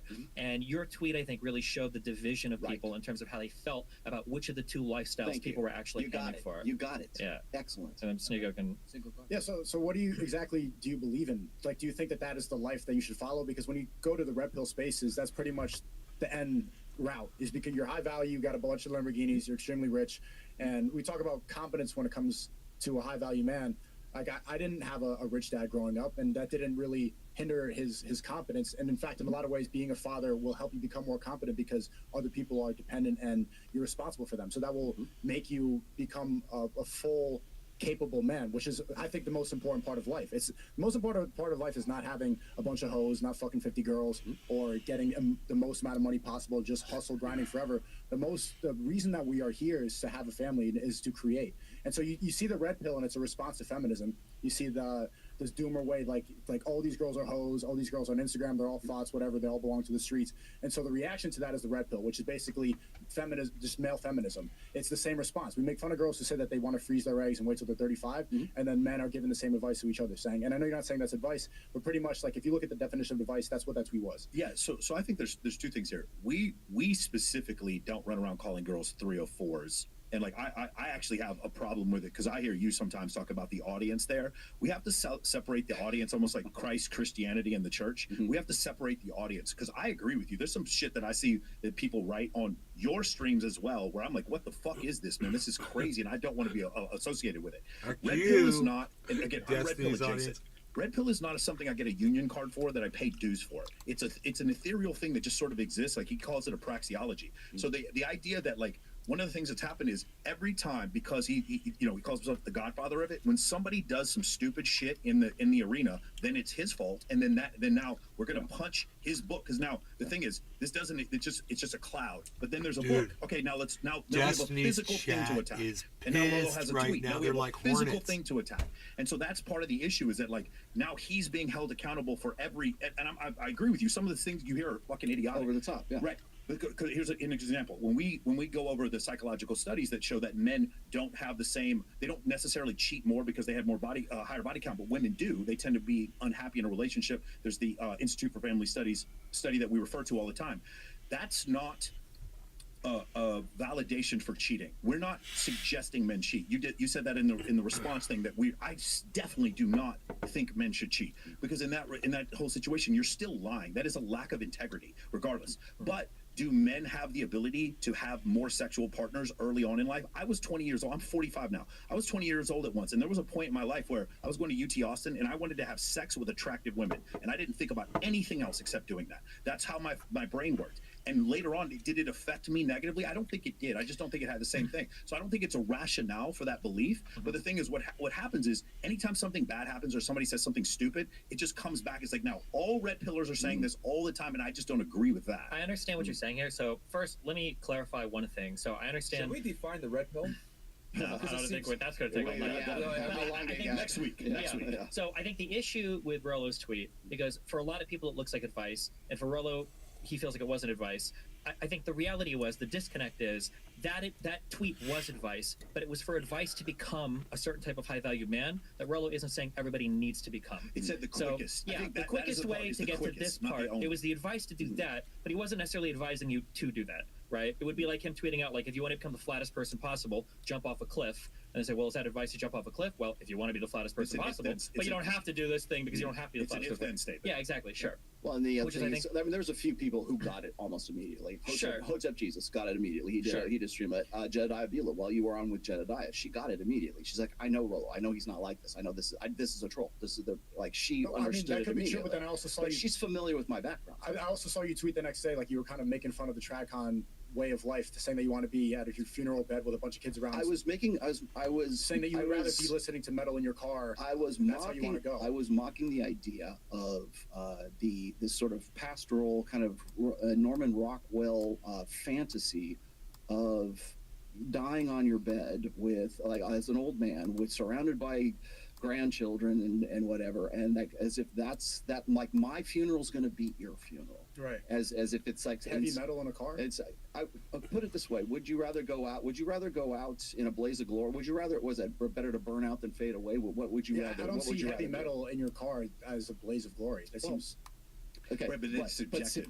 But here's the thing: is it's over the top because I'm drawing attention to this fantasy of staying in your bed in an assisted living facility when 90% of people are never going to experience that. But it's a fantasy that we sell people so that we can sell them other ideologies. I want to consider one other thing. You remember what he said earlier? He's like, one of the things you said was avoid family creation. Had I written that same tweet, what I would have said instead was, be the one who chooses when and where you have kids, and don't let control the birth. Control the birth. Wow, imagine that. Well, I understand. Yeah, so I the understand. Extreme example of that is a vasectomy. I Sure. would not have said vasectomy, but guess what? Mm-hmm. My tweet would not have gone viral. I wish I could say vasectomy on Twitter all day and go fucking viral. That's the only thing they focused So on. I understand what you're saying now. So I would argue that you do pay dues to some extent to certain groups that you're a part of. Mm-hmm. So this is something that I noticed being relatively outside of groups myself. I kind of watch how people move through groups, and it seems like there very much is a kind of there are a lot of groups that exist in these internet communities, and you get benefits for being part of the group because you kind of inherit audiences and cross-pollination with other people. And then there are sometimes shitty parts of being in the group. So for instance, if somebody says or does something crazy, well, now you're kind of on the hook for it because this motherfucker in your union just said some wild shit, and now you're kind of have to go to bat for him. CJ Hill.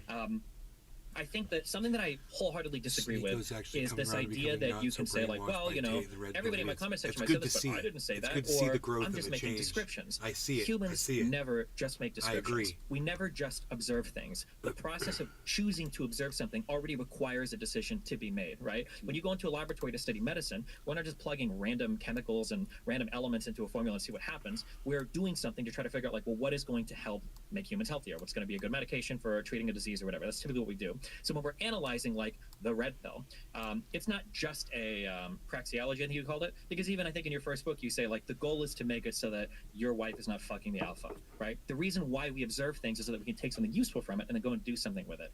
If I had an audience and I was making certain observations, and this has happened a lot, where I fight with a lot of black people, I notice my audience is getting a little bit racist. I fight with a lot of white people, I notice my audience is also getting a little racist. I fight with a bunch of women, they're starting to hate women, right? I notice that, like, if I do certain things, my audience definitely responds in certain ways, and you guys as well. But you're not racist. But it doesn't matter. At Okay. the end of the day, I think what matters is the impact you have on other people around you. Like, if I go every day and I see my wife and I'm like, hey, what's up? And it's not at the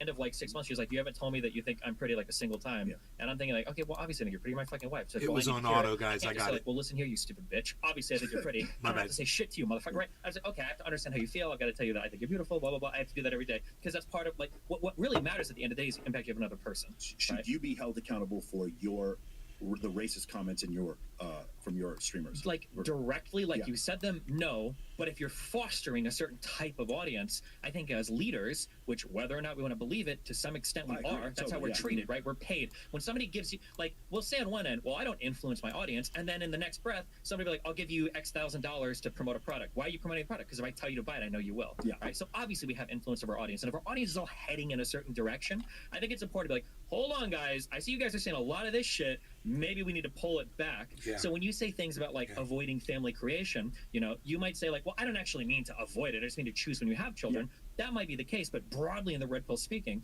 I've seen this huge push where it's like, never fucking have kids, never get married, women are trying to steal your shit, child support, alimony, women are coming after you. It's like, okay, well, combine that with the vasectomy advice or the, you know, control your birthing advice, and it makes the relationship seem very adversarial, like you are trying to avoid having kids at all costs. That's what it feels like, I guess, from the outset. And I think that's what a lot of the followers of red pill people in comment sections, I think that's the message they would carry forward. I think the issue is then who's responsible, because one of the issues, one thing we tried, Rollo and I tried, is our show, we try to have girls on there who have master's degrees. We try to have girls on there who do all different kinds of jobs, and when we do, we get the exact same response. When we had Miss Nevada on there, Miss Nevada, and they were like, yeah, she's a ran through fucking hoe, and I was like, What the fuck can we do? We have women on there with master's degrees. What can we fucking do? And so the thing is, while I agree with you, no matter what we do, this audience still exists and they still talk about it. Yeah, but why do they think that? Why do they think that? They're 11, 12 years old. Because they want something to complain about. They want something to bitch and moan about. Yeah, but they could complain about anything, right? They're choosing to complain about these particular subjects, I also right? don't think commenters are the normal in the middle of the distribution. I think commenters are on the extreme ends of the distribution, which is why I personally don't feel super responsible for some of the idiotic things that they say. So I do understand what you're saying. Are we fostering an echo chamber? We specifically aren't. Well, like our people think we're soft on the girls because constantly we don't. They think we are because so soft on the girls. we're not like in their face too much because they're looking for blood. They're looking for something that's exhilarating. They're looking for Jerry Springer. You know. But how many people do you think saw that tweet, and whether or not you call it advice, saw that and are now going to apply it? Especially because we talk about how important it is as leaders. You call yourself the godfather of the red pill. Like you kind of own this ideology, and it's something you are the forefront of it. So, is tweeting that a good idea? I think I put the first off, I think Destiny is very intelligent. He has a really good way of expressing himself. I don't think that this is very important subject matter, what they're discussing. Everybody in here has something to offer, I think. It's been interesting. And we're still talking about it 2 weeks later. It was success. It was a Can we add in what Twitter's used for, by the way?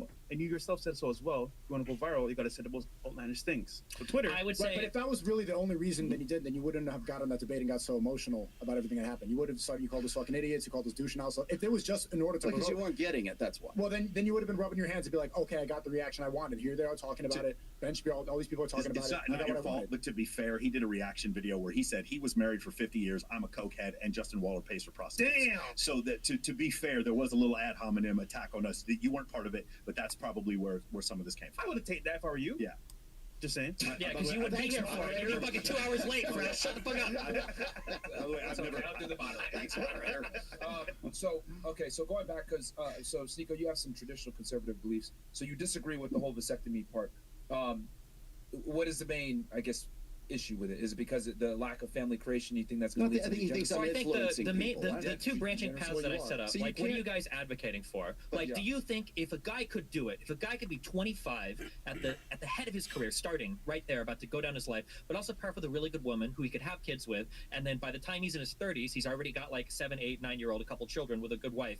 Is that something you guys would push for, or do you think that men should stay as far the fuck away from that as possible and wait till they hit those prime years of being like 35? So the answer would be somewhere in the middle. I think it's how over time, because I think social media has ruined things so much. If you know the whole thing where we talk about 33% of men having zero sexual partners, that hockey stick starts at the advent of the Facebook app on the iPhone in 2008. You can see it just shoot right up to where it was 12% of men or 16% of men with zero sexual partners, and it got up to 33. So the thing is, what's happened now is, I would say it's statistically less viable, not unviable, but it's less viable for the 24-year-old to marry the 21-year-old and feel good about it, because by the time she's 31 and he's 30, she's 31 and he's 34, 35, the dynamics of his relationship are going to change. He's going to make more money. He's going to see the world differently. Now, I'm not advocating he leave his wife, but now those pressures existed where they didn't exist before 2008. Sure. So so I would push back against this strongly. So here's something that I've noticed, okay? People ask me, so I talk to a lot of women, I do my thing or whatever. When people ask me, like, what do you think is the best advice for, like, learning game? Okay? Honest to God, the best advice is when you're, like, 12 to 18, having friends that are girls. Talking to women, not being nervous around them, dating in high school. You're not going to get any argument from this guy. Okay, yeah, I don't know if you believe that or not. But honestly, that's the best time to do it. The second best time is now, right? But if you're not starting early and you're 25 and you've never even been shot down by a girl before, that's literally the scary. You could get a guy to climb the Empire State Building before asking a girl out. So immersion from women, being around women consistently. Yeah, and those warm spaces where dating and everything is possible, right? But the issue is when we push on this grind set shit so hard, and now you're getting a guy that's like 32, and he goes out on a date with a girl, and he wants to talk about like white papers for crypto coins. How the fuck is this guy going to be in his spot in his life when he's ready to like find a woman, settle down with a family? Like, how does he turn that on instantly? The grind set guy doesn't mean you don't talk to women ever. It just means you're not looking to get married. Well, one of those pieces of advice, like eliminate all sedations or whatever. So what that means is like eliminate pornography, eliminate alcohol, eliminate prescription, opioids, whatever. How do feminist women not fall under the category of sedations? Feminist women. Yeah, how do hoes, for example, if you're talking about porn as a sedation, drugs, and everything like that, can't you group hoes directly into the category You sedation. mean loose women or feminist women? Is that what you're saying? Exactly, because you're not looking for anything further than that. It's just a way to get some dopamine release and just have a little bit of fun. It's pretty much equivalent to playing a video game or watching porn. It's not anything like maybe you learn a little bit about hoes, but you're not going to get anything out of it. I would say the difference is that it is far more difficult for guys to use that as a sedation than it is to say play World of Warcraft all day long, or it's to go drinking. I don't know, man. I push back on that too. I think we all know guys. I think we all know guys. You're in the gamer set. I got it. Well, no. I'm saying I think for the girl set, I think we all know guys that have thrown their life away doing dumb girl shit. Whether you end up knocking somebody up, whether you get a crazy. Half the reason shows like this exist is because guys aren't fucking getting laid. That's why. So yeah, but I think Sneeko brings up a really good point that when you say eliminate, I think it's less of a I don't know, less significant than say some other forms of sedation. So when I'm talking about sedation in the tweet itself, people have I've said this a million times. Is like if you want to actually get up and actually become something and be something better. This is like where I finally get into like something like a positivity hustle, right? It doesn't matter if you learn all this stuff, you read all my books, you do all this shit. None of it matters if you can't get your ass out of bed.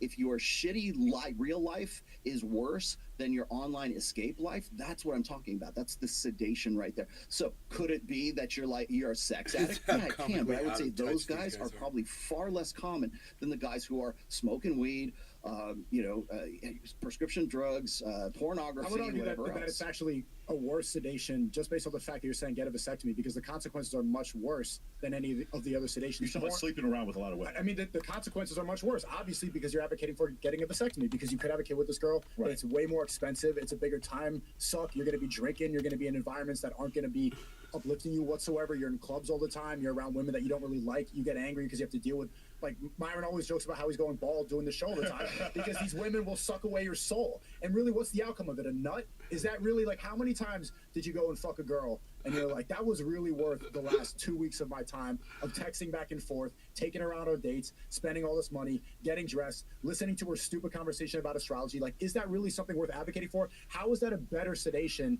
than weed, than porn, than video games? I'm the wrong person to ask. I love women. I love fucking hanging out with them. I don't have the same opinion or whatever. I mean, I love alcohol, but I quit. Like, there's a lot of things. I've never drank before. That's the other thing. I've never tried Coke, by the way. That's the other thing. So I'm with you. You're missing out, okay? Yeah. But that's the thing. Like, sedations are great. I've done all the sedations. Yeah. I used to watch porn. But here's the thing.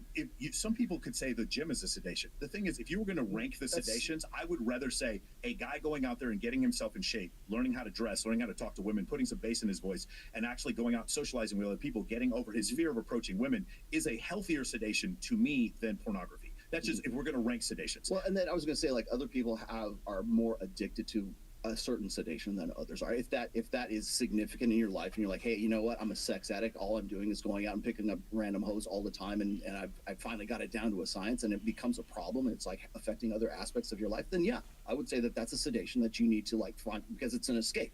I think sedations tend to be escapisms, is what I'm saying. I think the contradiction that Nick was pointing out is that, like, you're, by definition, you're removing from the table all the women you would want to court for marriage because you're avoiding family creation. Nobody courts them anymore. Well, when I say court, I mean like you're dating to get like married, right? So you're removing all those girls. So the only ones left are the 304s, necessarily, if you're trying to focus on the grind set, but then also have fun with girls on the side. So then at that point, it seems like you're engaging in women the same way somebody would engage with like weed or whatever. You're not doing it. You can date a woman you want to have kids with and not have kids with her. He's talking to a bunch of meatheads, dude. He's like a voice of reason in this. And also, I would depend on the age too, because if you're like, I think if like you're both in your early 20s and you're like, I don't think I want to have kids till I'm 35. Freaking great. That's a tough sell for a lot of women. Unless you date someone who's younger. Sneeko, if there was a male form of birth control like Vasogel or something like that, and instead of saying vasectomy, and I said do this and take this, and it's not a permanent thing, you can always go back off of it. No, because I think that's what we should be fighting when it comes to red pill and tradcon. It's a similar common enemy that's trying to sedate us in a way. Birth control for women, it messes up their hormones, it makes them extremely argumentative, they get weird, they get on different cycles. I don't advocate you to take these pills. I tell people all the time not to get the injection. Like, why would you go and listen to these pharmaceutical companies? Why would you let them win and go play into these games and pretty much just chase dopamine? Then you're becoming a rat for these big companies, for big pharma, when you could just like actually have, like, that's the point. That's the reason that sex exists, is to have children. Then you're completely removing the purpose of it, and then you're just chasing dopamine. Can I chime in and just add something here real quick? Yes, moderator. Plan B? What's up, moderator? Just 2 words, Plan B. Here's the thing. While I agree with you now today at 45, I will tell you, like, I wasn't a whore because nobody would fucking like me. But at 25, I wanted to have sex with pretty girls. That's what I did, and I don't feel like it ruined me. That's the only thing. Well, so do I. Yeah. Like, every day, but there's better things to do with your time and with that sexual energy. Let me If you can focus that into becoming better. Do you not think at all, though, that period of time helped you understand women better? I'm 24. I'm still learning now. Yeah. Yeah. So I will tell you at 45, and I used to work in nightlife, and I used to be a military officer, a bunch of different jobs, and I will tell you that like the value that I gained from having so many women in my life, not necessarily just for sex, but my ability to communicate with them now is 100. Like I do the red carpets for all these different parties, and I bring 100 girls to Bulgarian's house. Like that's what I do now because I'm good at doing that now. I look back at that and I say that was a good experience for me. Didn't necessarily have to have sex with all of them, but I do understand what you're saying. The problem is, where I differ from you and maybe from Myron is like I don't hate being around them. I actually fucking really like being around some of them. They're fun, they're crazy, and they're just fun to be around. I just don't want to marry them. You understand what I'm saying? Like that's the difference for me. It's like Juicy J says, I still love these hoes. They're for everybody, but I love them anyway. That's the way I look at it. I mean, maybe it's just a little different. You see them purely as entertainment, but I think it's better to see. But I don't hate them either. You understand what I'm saying? Okay, but you're not really. It's better to see them as people. That's how I see them exactly. You're seeing them as entertainment.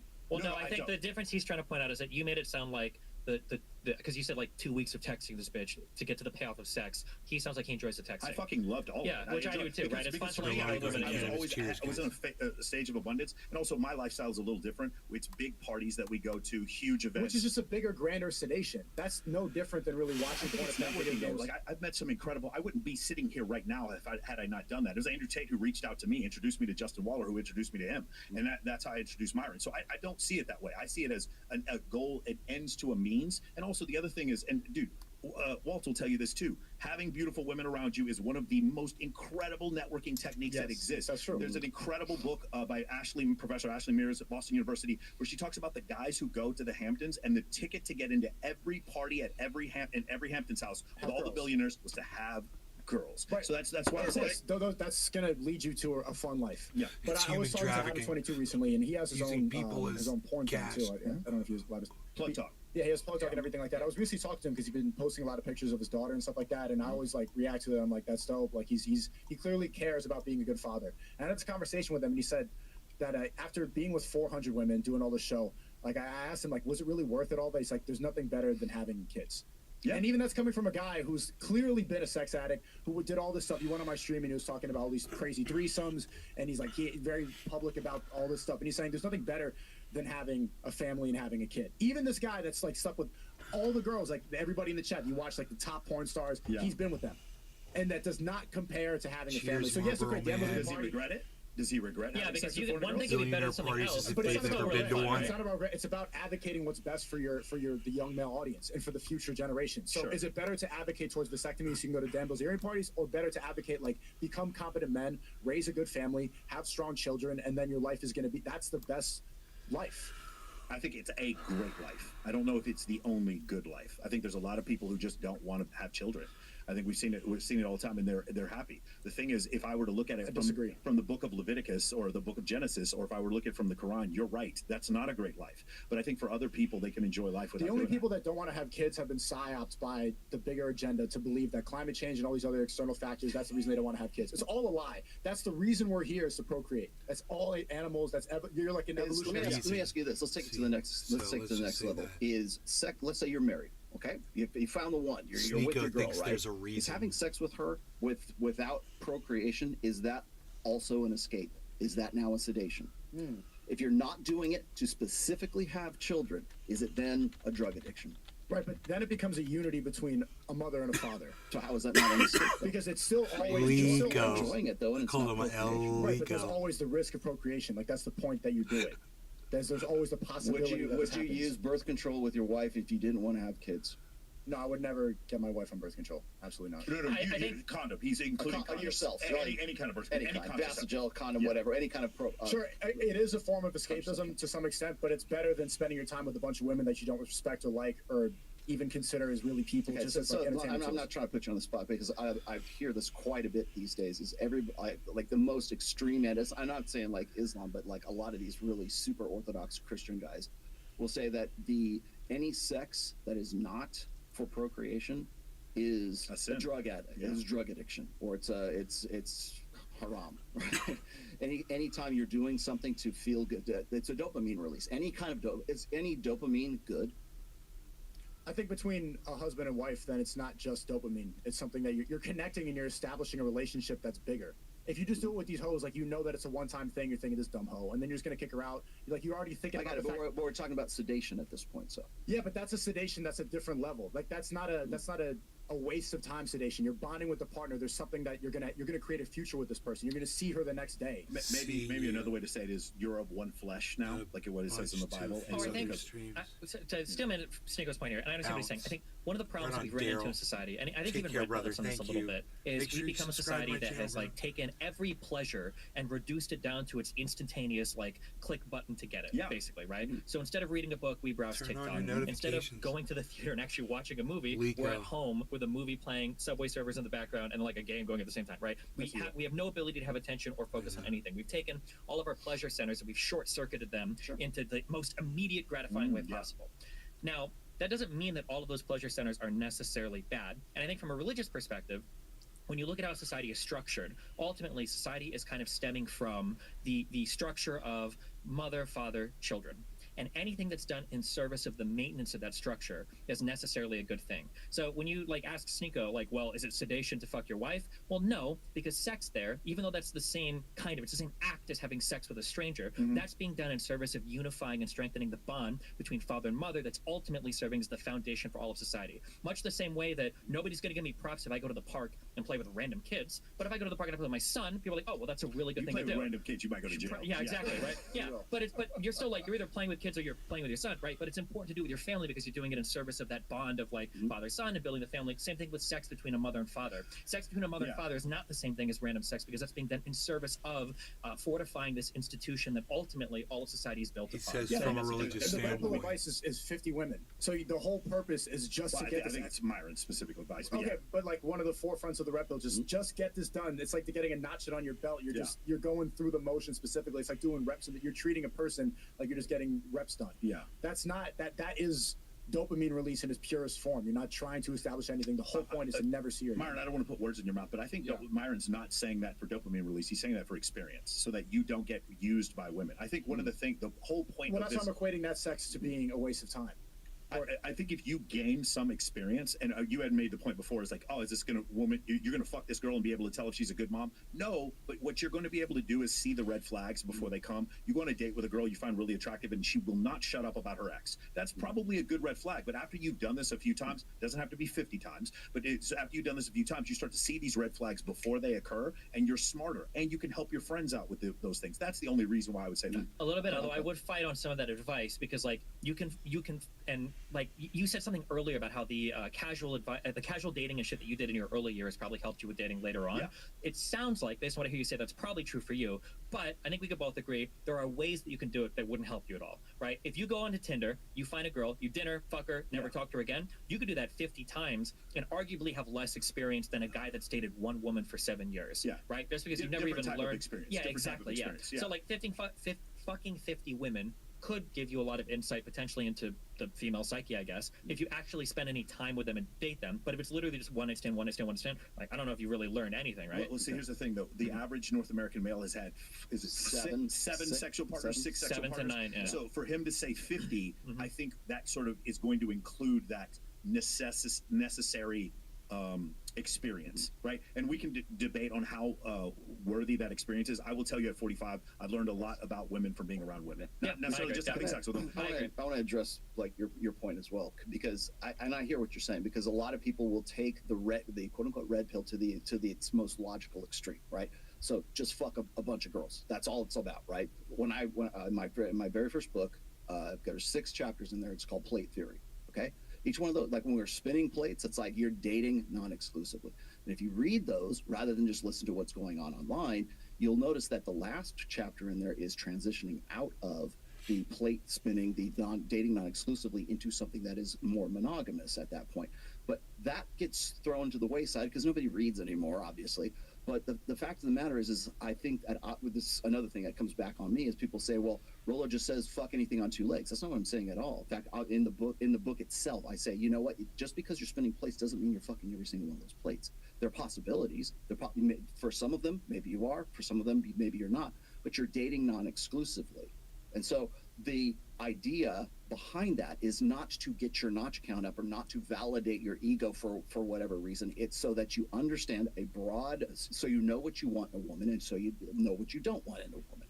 Whether you fuck that woman in the first place is irrelevant. Some guys are going to do that, obviously, but I think the idea, and I've been struggling with this since the very early days when I was a moderator on the social boards, is that I think a lot of people think that it's conditioning guys or it's teaching guys to be like jerks, to be like womanizing sons of bitches.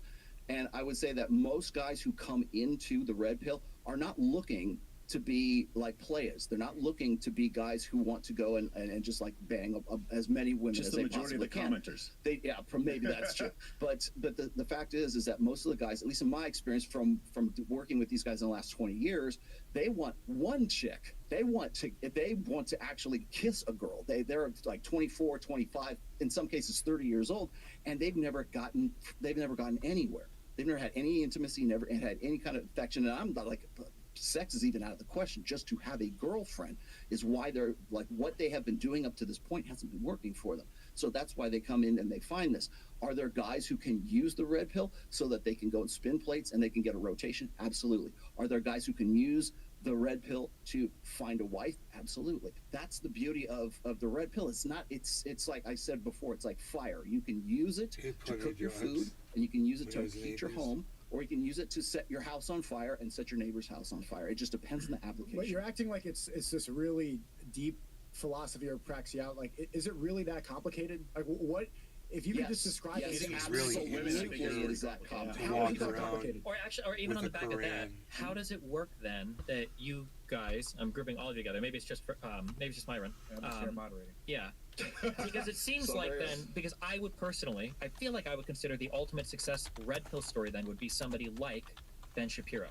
But it feels like you guys really disagree. So how do you reconcile those two things? Because he's somebody who found a wife early on, got married, has a business, has a family, seems like he's doing everything right, unless we really are saying, but he didn't fuck enough women. So how do you reconcile No. that? So if it works out for him, so it's like this. What was it? Rich Cooper, who says, "Hey, don't ever date a single mother." Right? If someone comes up to Rich Cooper and is like, "Hey, listen, I know what your advice was, but I just want to let you know I'm dating a single mom, and it's worked out for me. We've been together for 10 years." Rich Cooper's not going to go, "Fuck you, stupid motherfucker. Why didn't you listen to me?" He's going to go, "Hey, congrats, man. It worked out for you." That's how I would look at Ben Shapiro. Marrying the first woman you had sex with is not unviable, but it's out there 2 standard deviations away from the norm today. Not in 1850, that was the norm. Today, I think it's difficult. Now, here's the thing. If we look at Steven Crowder's situation, what I'll say about this, I think Steven Crowder I disagree with him. I think he is a high-status man. The difference, the difference with Steven Crowder is, I would say that most of us in here and most of this audience, realizing you got married in the state of Texas, made that much money, and didn't sign a prenup,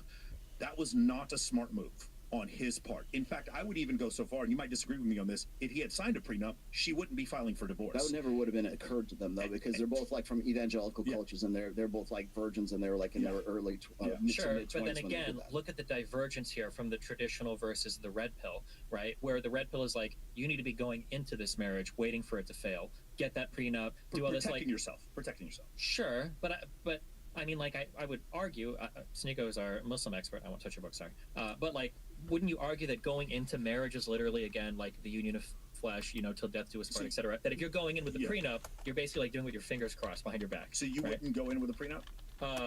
Well, I personally wouldn't. I don't know if I would suggest that for other people, but I'm pointing out the difference between like the trad versus the red pill, where there's this huge schism right now in terms of advice. So do you remember the science thing? So if 70 to 80% of divorces are initiated by women, then it would de-incentivize women to get a divorce if there was a prenup. That's just scientifically the way I'm looking at it. Nobody gets into, again, 38% of businesses stay in business after 5 years, something like that. Nobody starts a business, but hey, man, 38% chance we're going to fucking make it. But if you get married, hey, you know what? There's a 53% chance that we're going to get divorced. Nobody says that. Everyone has. So, but why not protect ourselves? I have home insurance, but I don't intend on burning down my house, and I have car insurance, but I don't intend on totaling my car. I just don't think I think you can still be prepared. Maybe this is the military officer in me. All we do is practice emergency procedures, but we don't intend on crashing. And so that's why I would do that. I mean, I agree with you insofar as business and insurance goes. It feels a little bit different. Feels a little bit different when you're talking about marriage, because it's not necessarily just a financial union. It is realistically part of it is a financial union. That's the origin of marriage was a financial union. Well, probably, but it also had to do with like family creation, I think, too, right? Heavily played into it. Probably more important even than the financial union was the family creation part. It just, again, it feels like I'm feeling the rift between like date to find a wife to create a family versus date. There's 3 or 4 might divorce you, get a prenup, get ready to, she's 15 years younger than you. It seems like there's that big divergence of qualities around the marriage part. Like I'm curious, for both of you, you guys can answer. Like Sneeko, what is like your ideal path in life? If you could be like striving towards an ideal, when does the man get married and have a family? And then you two, like when do you think a man should get married and have a family? Like in general, knowing that there's going to be exceptions, but in the Western world. We can go to Sneeko first. I would say late 20s to early 30s, and a part of the reason why I reverted to Islam is I see it as the only logical way to get around the boredom aspect that the Red Bull talks about, because men always get bored. Men always want variety, and there's an ethical way to do it. So if you have multiple wives, then you're not just spending time with these girls knowing that you're going to go never see them again and you're just using them for a body count. If you have multiple wives and you love them equally and you're providing for them and they're getting something out of it, and then you get past that variety problem that a lot of guys have, and you also the women are going to act more in your favor if they're in a sense competing with one another to make sure that they're providing for the husband.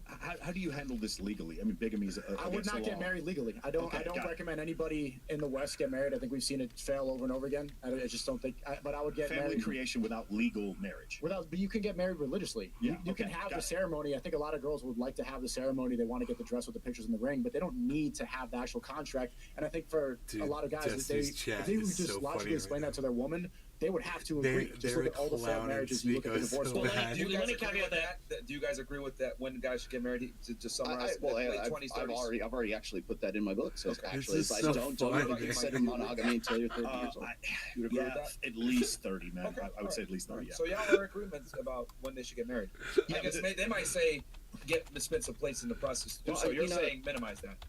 I mean, I would argue from a trad spot. I think you would argue for earlier than 30, right? Because you want to have children to have fun with when you're in your vibrant stages in life. Like having a teenager. We're pretty violent. Mid to late 20s, early 30s. It depends for a lot of people. Sure. But we say 30s, like if you have a kid when you're like. We're pretty vibrant. No, I understand. But like when you have a kid when you're like 35, 36, and now they're in their teenagers years, and you're like in your 50s, right? It's not necessarily the same type of vibe as you have a kid.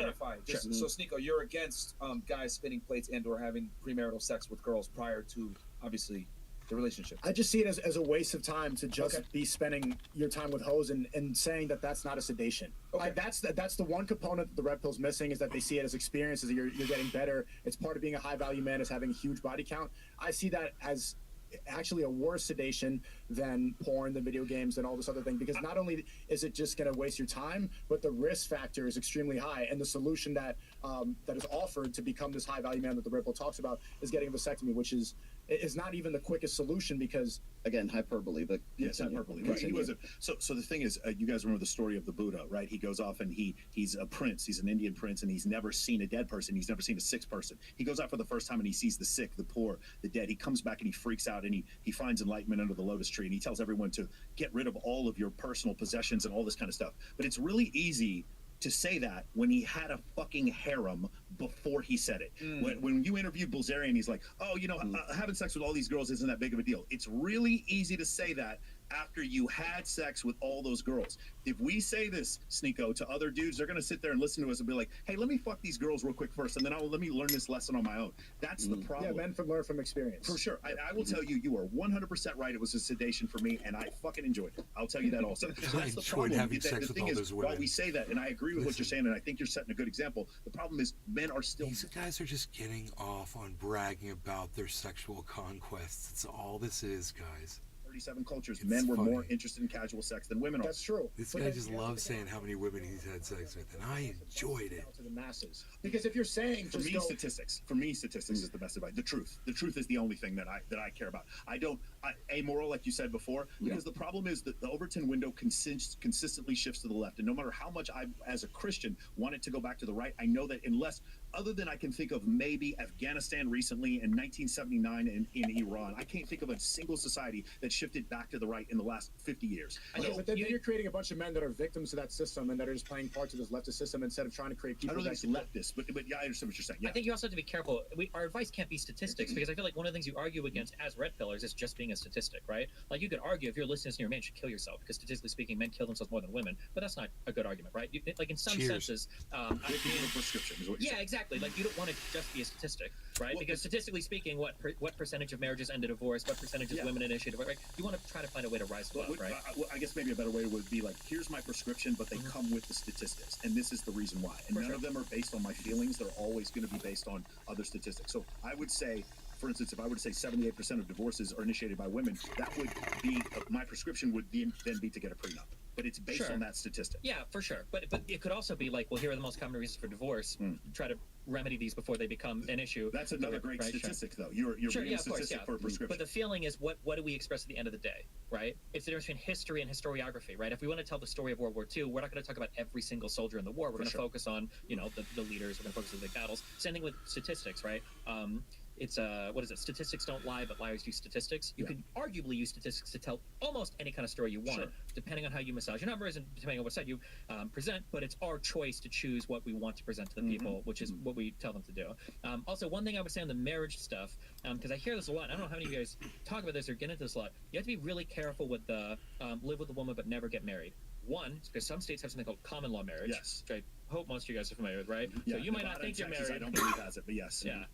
I think Texas. No, Texas does. I'm sorry, Nevada doesn't have it. You're right. Be very careful with that because you might find you're getting a divorce notice from a woman you never agreed to marry. So, one, be careful with the common law thing, and then two, I do believe that one of the reasons, we don't have to get too deep into the divorce stuff because that might come later, but one of the reasons women probably want some sort of like formal contract is because, while there might be some love and children and all of that, there is also money and career being left on the table too, depending on the arrangement. If you're telling a woman like, hey, we're going to fuck, we're going to have kids, and I love you and I love that and I love our family, you're going to stay here and take care of the kids while I go and I continue my career. When we split, if we get divorced in 10 years, I didn't lose shit financially.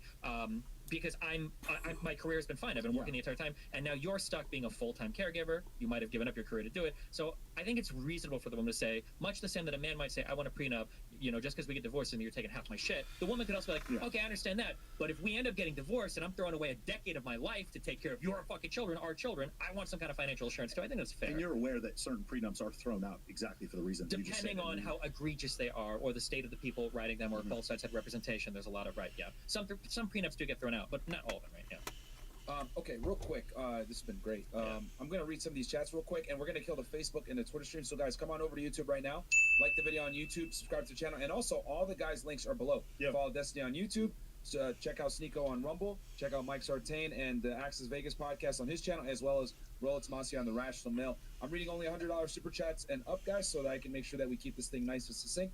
We got Platinum Elite going. The Red Pill has flaws. So thanks, guys. I appreciate you. Oh, you gotta go? Oh, you gotta go? Hey, come to Vegas. He's Come to going right Vegas. before. Yeah, seriously, come to Vegas. Come to Vegas.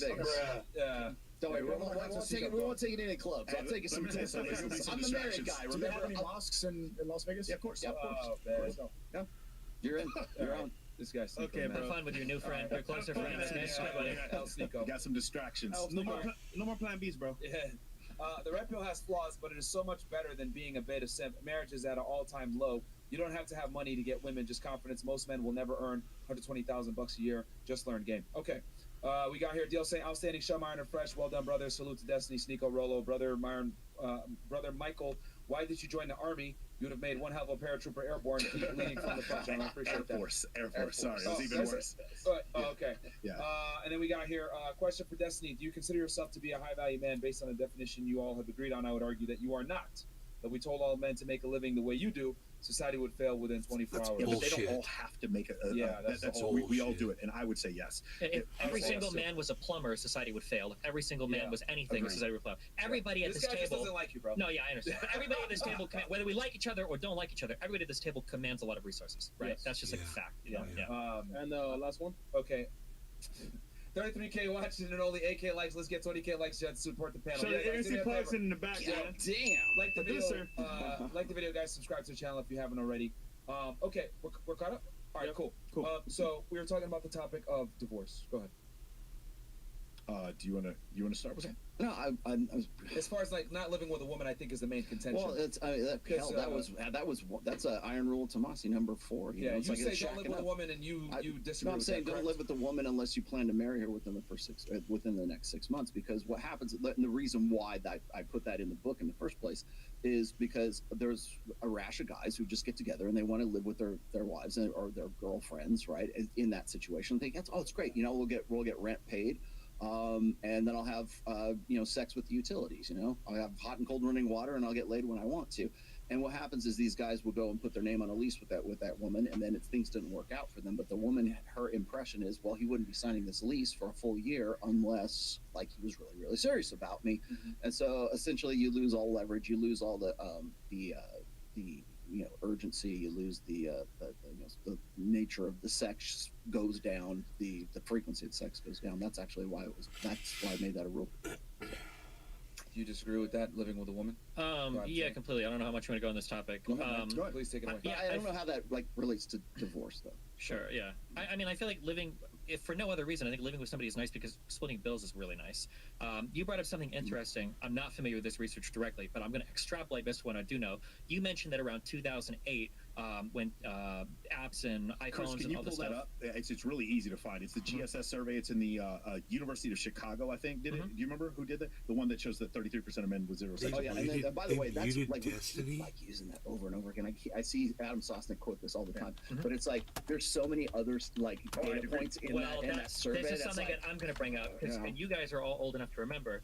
Something else really big happened in 2007, 2008. The subprime mortgage crisis. Holy fuck. And one of the biggest indicators for men being able to get out and get married and have sex and everything is having your own place. Yeah. And our ability to work, holy fuck. If you were working at the time, you saw benefits and pay get cut like none other. It was hard to find jobs. Housing became completely fucking unaffordable. In 2007, buying a house from that point on became very, very, very difficult for the next few years. So it wouldn't surprise me if virginity rates or not, it's not virginity actually, but not having a sexual partner rates probably grossly increased for that year because everybody was stuck at home. So it really hard to find. While I agree that may be a part in the beginning, if you look at the scale, it starts in 08 and it ends in 18. Sure. And 18, it gets up to almost 30%. So or from 2015 to 2018, I don't think that has anything to do with the subprime mortgage crisis. I think it has way more to do with the phone and specifically Dunbar's number. What's happened is these people now have unlimited options, whereas their brain was developed through evolution for 150 people. Now they have options to everyone and everything they can see. They message Drake. Drake messages them back. They fuck Drake, and now the girl thinks that Drake is the baseline for what she can date. And now the next guy who's alpha widowed after that has to deal with that. And I know it may seem like it's anecdotal. I just see this hundreds of times where girls will say, "Yeah, I was dating so-so and an NBA player," and you've probably seen this too. And you're like, "No, you fucked him once. You're not dating him. I know his wife. You got to fuck a couple of times." Yeah. And it skews the data set so much to where you have women and they come on these shows and they're like, "Hey, I'm a 10 and this is what I deserve." And you're like, "Wow, this is crazy. I get it that you fucked an NBA player, but like now you've confused yourself into thinking like this is what the world is going to be like for you." Social media led to that, and I think it's specifically Dunbar's. Can I clarify? Because I know where you're going to go with this. So before you get there, because I'm going to hit on you for 1 second here, because this was you. Damn. So 30% for the Dubai number. That 30%. So because I want to clarify this because I think this will just save us some time here. So like you were on the show here and you guys were having this back and forth about like what's the percentage of college co-eds are getting flown out to yacht parties with Drake or NBA players and stuff like that. And you guys said 30%. And I'm like, oh god, no, it's not 30%. But it's not who's actually being flown out there. It's the perception that those girls saw that other bitch got flown out there, and so the possibility exists, at least in that woman's sort of hindbrain, that could happen to her, and so therefore the perception of it affects that local sexual marketplace, because if the girl thinks that might happen, she's gonna like put off these other guys, like real guys, on the off chance that maybe somebody is going to fly her out somewhere else. So, and by the way, that's just one isolated incident. So when we're talking about perception online, like the one thing you want to talk about, like 2008 up to where we're at Chris, right now, it's the perception of opportunity. It's the perception of abundance. It's the perception of a overinflated sexual market value as a result of seeing all these women who women think are comparable to them, and they're getting that treatment. So the possibility exists that they could get it too. hopefully that shortens things Yeah, up a little so I understand this theory, but I disagree with it completely. But I don't know if we want to go, because I think we're going to get back into this later.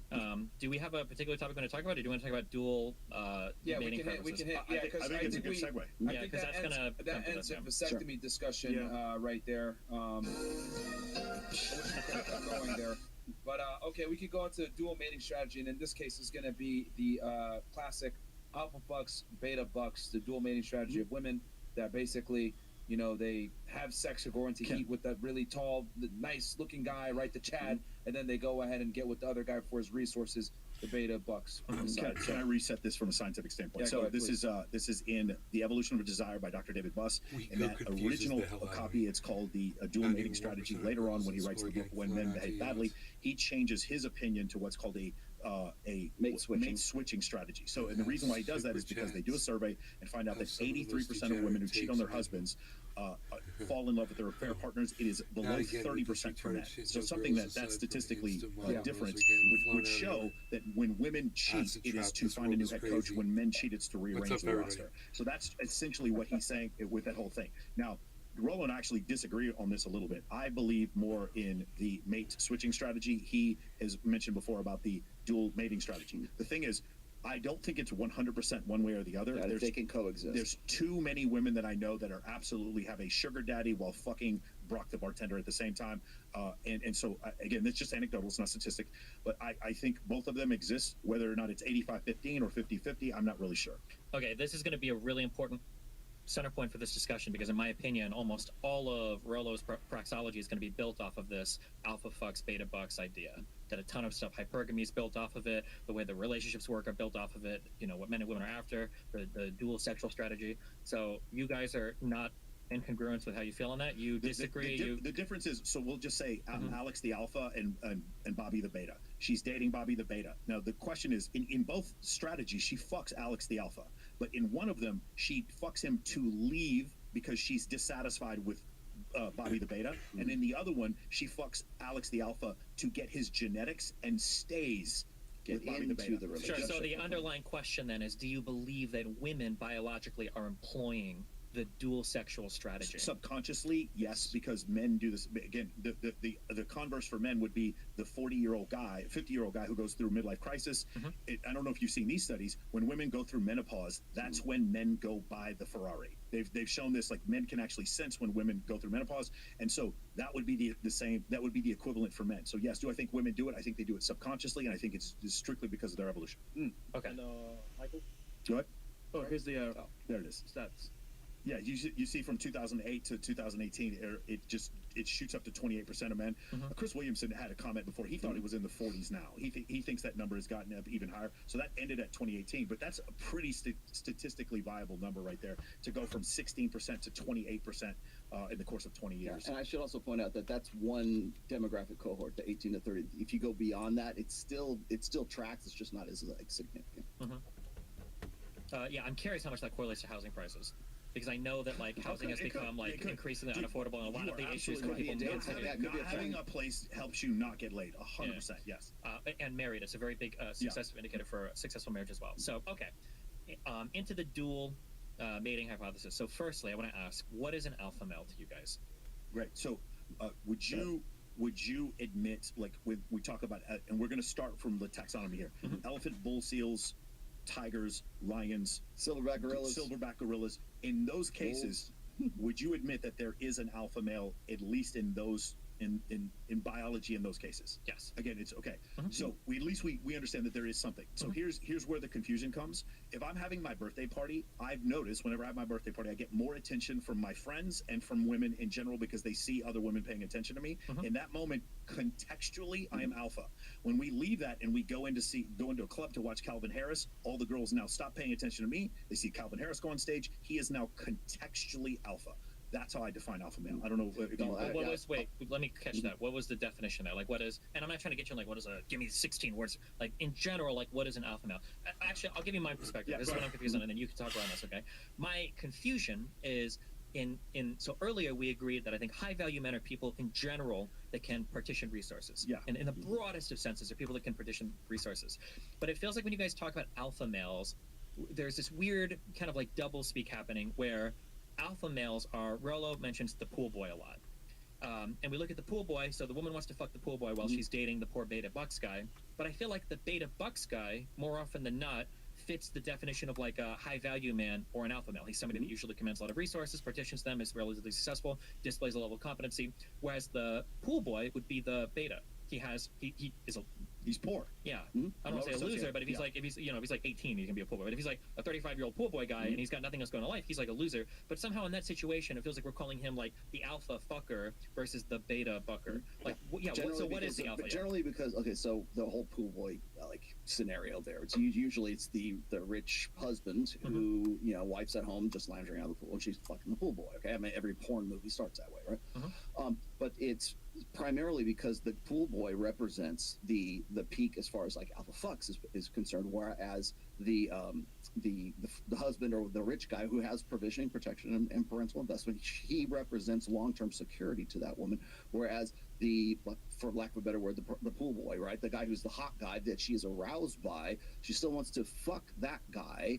Although we want to say that, well, the guy who's got all this money, we're going to say, well, relatively speaking, if that guy is rich and he can provide for long-term security, logically he would be the one to choose. But yet we still see her choosing the pool boy, right? So what happens is you've got alpha fucks and beta bucks, and so usually what happens is, like, would women love to have both of those together? Yes, of course they would. They would like to have the complete package. You'll hear women say that all the time, but this is just me spitballing here, but like right now, I think in particularly because women have entered into the workforce, because they have educations, because they have basically become the men that they wanted to marry, they don't need men anymore. They want men. Who do they want? They want Brock the bartender. They want the pool boy because he represents the hot, fun sex, the short-term, sexual genetic benefits guy. They don't need it because they can take care of that shit for themselves. I guess what I'm not understanding, and this is what I don't know if there's a way to reconcile this, is it feels like... Let me just define it really quickly, because everybody's going to like lose their shit on this. But like whenever we talk about like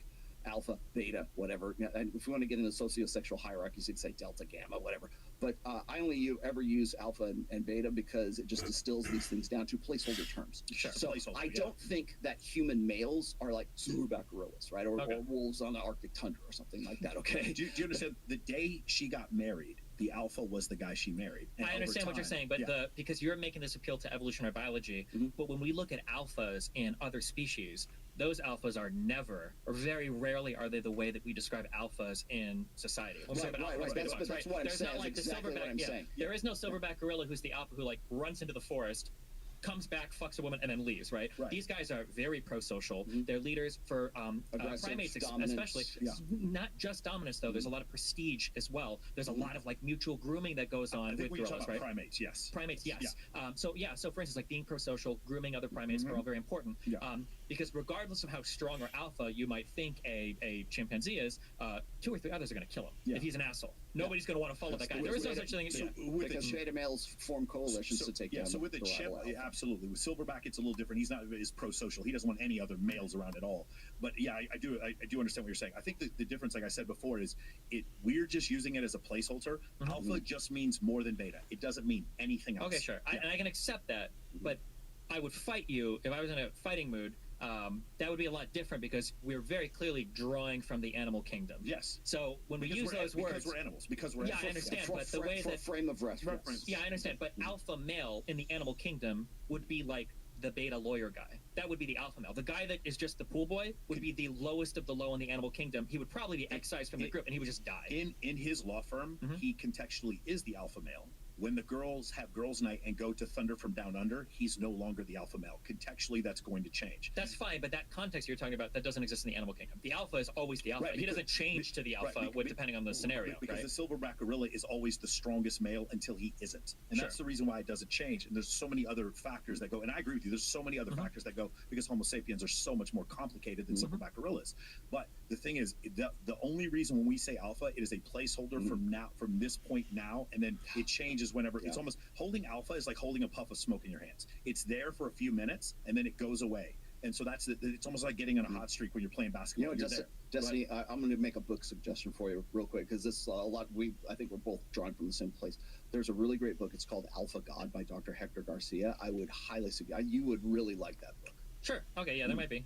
Okay. So then I just want to fixate then on this, that when we say alpha beta, when we're talking about like humans, it really has nothing to do with like alpha beta in terms of animal kingdom stuff. Yeah, it has to do with more or less. Sure. Okay. That's fine. So it's the same words, but no drawing, because like an alpha for humans, a lot of the times, for instance, we're focused on like dark triad or like antisocial personality traits, right? Like the alpha, like drug dealer. Because that's the result in the end for coming back, but that's not always the case. The quarterback of the football team can. Hey man, wouldn't the alpha male be the guy that's carrying the gun on him? I mean, if we're really just talking about what alpha males are in the wild, it's the one that can kill all the other ones, right? It's the one who's survived every attack from all the other ones. So just some dude with a gun, right? The dominant, like, fuck you, I'm gonna kill you. Right. So he doesn't have to be dark triad, but he could, because because if you're in if we're in a situation where we're all of a sudden fighting the zombies, you're gonna want the dark triad guy. He's going to be the one to be willing to do the most violence, to some extent.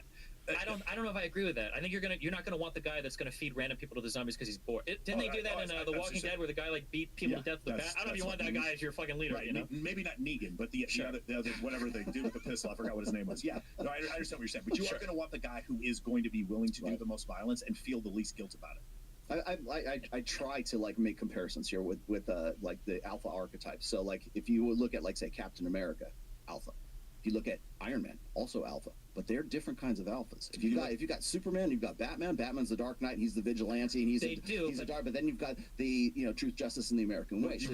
However, I will say all those guys that you described, I would agree because they partition resources. But the really confusing thing for me is when we talk about alpha fucks, beta bucks, where the alpha here is somebody that cannot partition resources, which doesn't make sense from the pool boy. The pool boy. Because the pool boy is not an alpha in literally any sense of the word. He serves a different purpose than the other. So his resources is different. It is his V-shaped torso and his height and his sexual appeal to her. It's just a different resource. Yes. Because when you think about it, there is no analog for money in the Pleistocene epoch, right? Money, what we use today is just competency. Pleistocene epoch.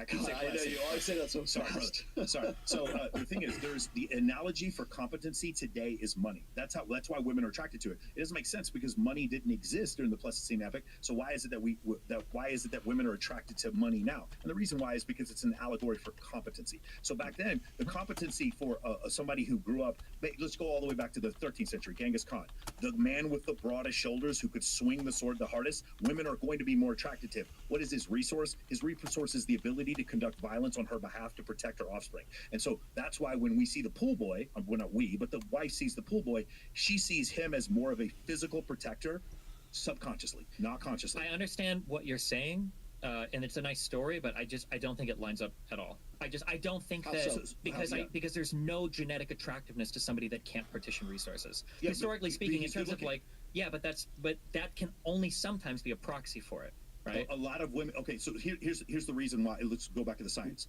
20% of men on it's the top 10% of men on Tinder are getting 63% of the right swipes, and it's because of their physical attractiveness. Yeah, but that's a super unique environment because that's like one man to every or one woman to every 5 men. We're talking to millions and millions of people. Yeah, but it's still the women there are going to be selective in ways that they never would be in normal society. When you're on a 5-to-1 discrepancy there. If we were to look at Tinder, Bumble, and Hinge and the total usage compared to the population, it's a pretty significant number of women that are attracted to men just because of their physical attractiveness. Absolutely not. And you know this if you've hung around women, because if you go into, for instance, if you go into any workplace, everybody's fucking.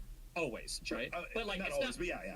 Well, I'm sorry. In the low-level place I work, McDonald's, restaurants. Fresh. This is a workplace. Not in the night. Not in the 20-second air refueling. No comment. You can go into any workplace that's not fresh and fit, right? You go into like restaurants, you go into kind of like working class shit. Everybody's fucking. If you go into schools, a lot of classmates but the hottest girl is generally going to go after the dude who has the highest status, the Denny's waitress who ends up with the Denny's manager, like that kind of situation. Sure, too. but the waitress is also fucking like the coworkers too, and the coworker, like everybody's fucking. Let me see if I can throw a monkey wrench in all of this. Okay. Sure. Which calendar sells the most? The Dad Bod calendar or the Thunder from Down Under Chippendales calendar like to women? Which one sells the most? The idea that Chris Hemsworth's physical appearance does not make him more attractive to women, obviously it does. The idea that Drake's physical appearance or whoever... or whoever, their physical appearance for women, it's not everything. For as men, way more important for us. I understand, and I understand we have a desire to point to these surveys a lot where we look at like, okay, well, what do women find more attractive? And women definitely do find certain features more attractive, but I think the issue that we have is just because they find something more attractive doesn't necessarily mean they're going to go for that as a partner or even necessarily a sexual partner. So this is something I try to do. Okay, so stop right there just real quick, because what you're doing is you're like pushing the two together. Okay, we're not talking about like the pool boy is not forming a relationship with a rich woman who's married to that guy. Right. She just wants to fuck him right then and there because they're separating the two between. We're not talking about like forming a relationship. Sure, but even as like a just be. I just want to. He was hot and he was a hot guy in the foam can party. Yeah, and I understand what you're saying there, but so for the largest survey that I could find, so in 2015 in evolutionary psychology, Frederick and Jenkins did a survey of over 60,000 people. Over half of them were men, and it had to do with the average number of sexual partners between all the men. And because I was curious, I'm trying to find like, well, are there certain guys that like fuck all the women? Like, who are the alphas or whatever? And two of the metrics that they tracked were height and BMI. So they had very short, average tall, very tall, and extremely tall guys. The biggest discrepancy, the extremely tall guys had 12.3 partners on average. And extremely tall was 6'5" and above. And the very short guys, 5'2" to 5'4", my short kings, their average partners was 9.4. That was the biggest discrepancy. At short, which is 5'5" to 5'7", you have 11 average partners. From 5'8" to 5'10", you've got 11.7. From 5'10" to 6'1", you've got 12, and then from 6'2" to 6'4", you've got 12.1. From 6'5" on, you've got 12.3. There's not like this huge discrepancy in terms of like who's getting all these parts. And same thing with BMI. For underweight people, it was 8.2 average. Normal weight, 10.9. Normal weight. Overweight was 12. Obese was 11.7, and then obese category 3 was 9.3. I just don't know that necessarily describes Leonardo DiCaprio. Like there's. It's like, not, but I think there's a really good description for Leonardo DiCaprio. And this is what I kept trying to find: who is getting all the women? And it's not a particular trait. It's not a particular thing. It's just guys that want to fuck a lot of women. Those are the guys that get a lot of women. It's not because they're necessarily tall or necessarily wealthy. And you guys must know somebody. I think we all probably know a guy who's a fucking bum who hits way above his pay grade because he's got a good smile. He's the pool boy, right? Sure. Arguably, he is the pool boy because what does the pool boy have? What's the guy who's nailing Kim Kardashian now? Or Pete Davidson? Yeah. Yeah, it's great, but that has to do with pre-selection. The thing is that you also know the guy who's like really tall and good looking who can't get his fucking life together but just keeps banging hot chicks after hot chicks. It just, the thing is, for women, there's so many different reasons why they're attracted to men, but for some women, one of those reasons is physical appearance, and for other women, it is just fucking money, and they all live here in South Beach. Like that's, you know what I'm saying? That might be the case, but poor people have more partners on average. So it seems like I'm trying to find, like, we have these theories and these concepts, and I'm trying to like drill it down. There are more poor people than there are rich people. You look at the number. But it's also because poor people just fuck more because they have nothing else to do, right? If you're a kid and you go to school and then you go home and mom's at home, fuck more. Right? Yeah, well, no, it's because it's not exactly because more, but it's because you have less shit to do when you're poor, right? We're not in caves. Well, anymore. I mean, depending on where you're born. No, but like wealthy people, right? You wake up at 6:30 a.m. to go to your high school pre-band practice, and then you're from school from 7 to 4, and then you've got football practice from 4 to 6, and then you go home to mom, who's a full-time mom at home, right? Your day is going to look a lot different than somebody that like goes to school at 8, leaves school at 2:30, and you've got nothing else to do for the rest of the day but fuck, right? And statistically speaking, poor people they've got more kids and they have more sex than wealthy people. Like, it doesn't seem like there's a discrepancy between tall and short people. I can't find a discrepancy between like fat and small people. So I feel like the guys that want to fuck aren't like evolutionarily the guys that just look at. It's guys that want to fuck, that go out looking for women to fuck and practice. Like showing more intent. So you're saying logistics might have a big part in it because they're putting themselves out there more? Yeah, exactly. And I'm saying that even though we can survey women and we can say like, do you find this guy more attractive or this guy more attractive or this guy more attractive? Women will say, oh yeah, I find that more attractive. And we're very keen to say like, well look, they find that more attractive. These are the guys having all the sex. But that's not always true. It's just the guys that want to have all the sex, right? Like Bill Gates could probably be fucking 100 women in a week if he wanted to, but he's probably not, Maybe it's a confluence of the two things. It is the attractive man who also wants to fuck a lot, and then he's the one with, what was the survey we saw where the top 5% of men had 150 sexual partners or something like that? Yeah, it's the hockey stick. I think that is true, and that number is true. However, that top 5% of men, it didn't necessarily correlate to a trait. It was the top 5% that wanted to fuck a lot of women. It wasn't just the tallest men that were the top 5. It wasn't just the wealthiest. I just see so many guys who want to fuck a lot of women, and they're just bad with women. Yeah, I know, but I also think like there's just more of them. I know, but I know a lot of guys. Fuck, my people on my stream will know this. There are a lot of guys that are no offense to anybody that might know who we're talking about, there are people that are losers and they do so well for themselves because they're funny, they're charming, they're witty, they get girls to make them laugh, and they fuck so many women. And these guys don't even have houses half the time. So maybe what Mm-hmm. that is a corollary to the ability to align resources. Meaning, if I'm funny, then I can have higher social alignments. Remember when we defined what an alpha male was? Or I'm sorry, we defined what a high status male was. We said he had high status social alignments. Funny people have those things. Yes. And so maybe that's a corollary, and that's why women find them attractive. It could be several different reasons. I think what you're hung up on is specifically the pool boy having abs and being just physically attractive. There's also the bartender who listens to her when her husband doesn't. She still might fuck him too. Or maybe he has dark triad traits, because dark triad traits end up being like guys who have dark triad traits end up having higher sexual partners. They do, but it's because people with dark triad traits want to have more sex, right? That's the issue, is they tend to chase them. If you chase them more, but that only works one way. So, like, why is it that women find dark triad traits attractive in the first place? I don't think women generally find dark triad traits. Are you familiar with the study they did where they described like the tennis player and they ask women? There's a really famous one. They ask women if they find him more or less attractive, and basically, I should have brought this one with me. But basically, there's I have one here, but go ahead. Sure, there's a whole list of, like, they describe a tennis player, and then in one they list like very domineering, very dominant traits, and then in the other they don't. They list more kind of like submissive traits, and they ask the women who's more attractive, and all the women go towards the domineering one in the study generally. Yeah. But then when they rerun the study and they just list like the first 3 sentences and they don't have any of the dominant or submissive things, women just go with the first guy, which was interesting because they didn't even consider that. This isn't the one I was looking at. Wait, just so I understand this, so I can make sure was the tennis player famous, or no? It was just a hypothetical where they say, here is a guy who's 6'3", he's got a good serve, he's very good at tennis, and then they go on to describe him, and they ask who the woman would be more attractive based on the writings that they give. Yeah, the traits. Yeah, dominant and what they versus submissive, and they picked dominant initially, but then when they left no dominant or submissive, women picked like the baseline guy with less written about him. And as they continue to add and take away was the baseline guy a tennis player too? Yeah, it was the first 3 sentences without any added descriptors to him, basically. By the way, they've done the same experiment with hiring practices, and they found the same thing. People would just pick the first person. I think sure, potentially. Although they did in that study, they did a better job of shuffling around than just like the first person. Yeah. But what they found when they started to add and take away more is there's this concept, and it pairs really well with this concept earlier we talked about the alpha male, that women are drawn towards alpha guys that are violent and all this shit. And not really. They're drawn towards dominant men, but they're drawn towards dominant pro-social men. So not just a guy that can go out and fucking kill everybody, but a guy that can go out and get other people to come with him to go kill people. Not just a guy that is like this evil fucking asshole, but a guy can be really inspirational and maybe he's a little bit mean sometimes, but he gets people to do things. And that pro-social part of the alpha thing is really, really, really, really, really important. Well, that all rocks on real well, except for the fact that you've got convicted killers in prison right now, and you've got women who are creating, teenage fan clubs to go get with those guys. Now, of course, what happens? Everybody says, well, they're all damaged goods. But the problem is you see this over and over and over again. Somebody just sent me this recently. Ramirez thing where or Anders Breivik, the Boston Marathon bomber, those guys. Those guys. Jeffrey Dahmer was homosexual and had fucking girls going after him. It's what's known as hybristophilia. Okay, now are all women hybristophiles? No, but only women are hybristophiles. So there is something that maps on to the attraction to guys who have a capacity for violence and extreme violence as well. Sure, well, that's kind of true, but like, couldn't I also argue anecdotally that there's a lot of guys that are obsessed with like BPD girls?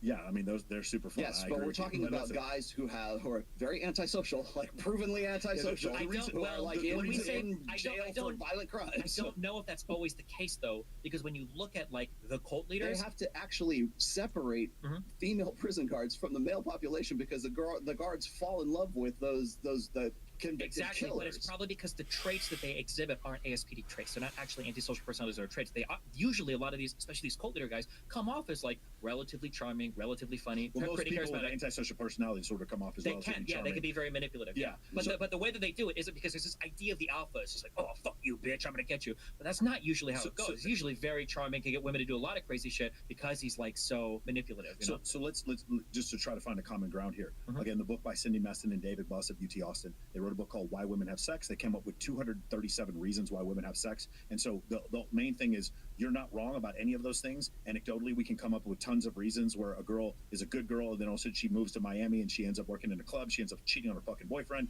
We can come up with numerous examples of all these things happening. And the thing is, the main thing I would take away is there's just more variation with women than there is with men.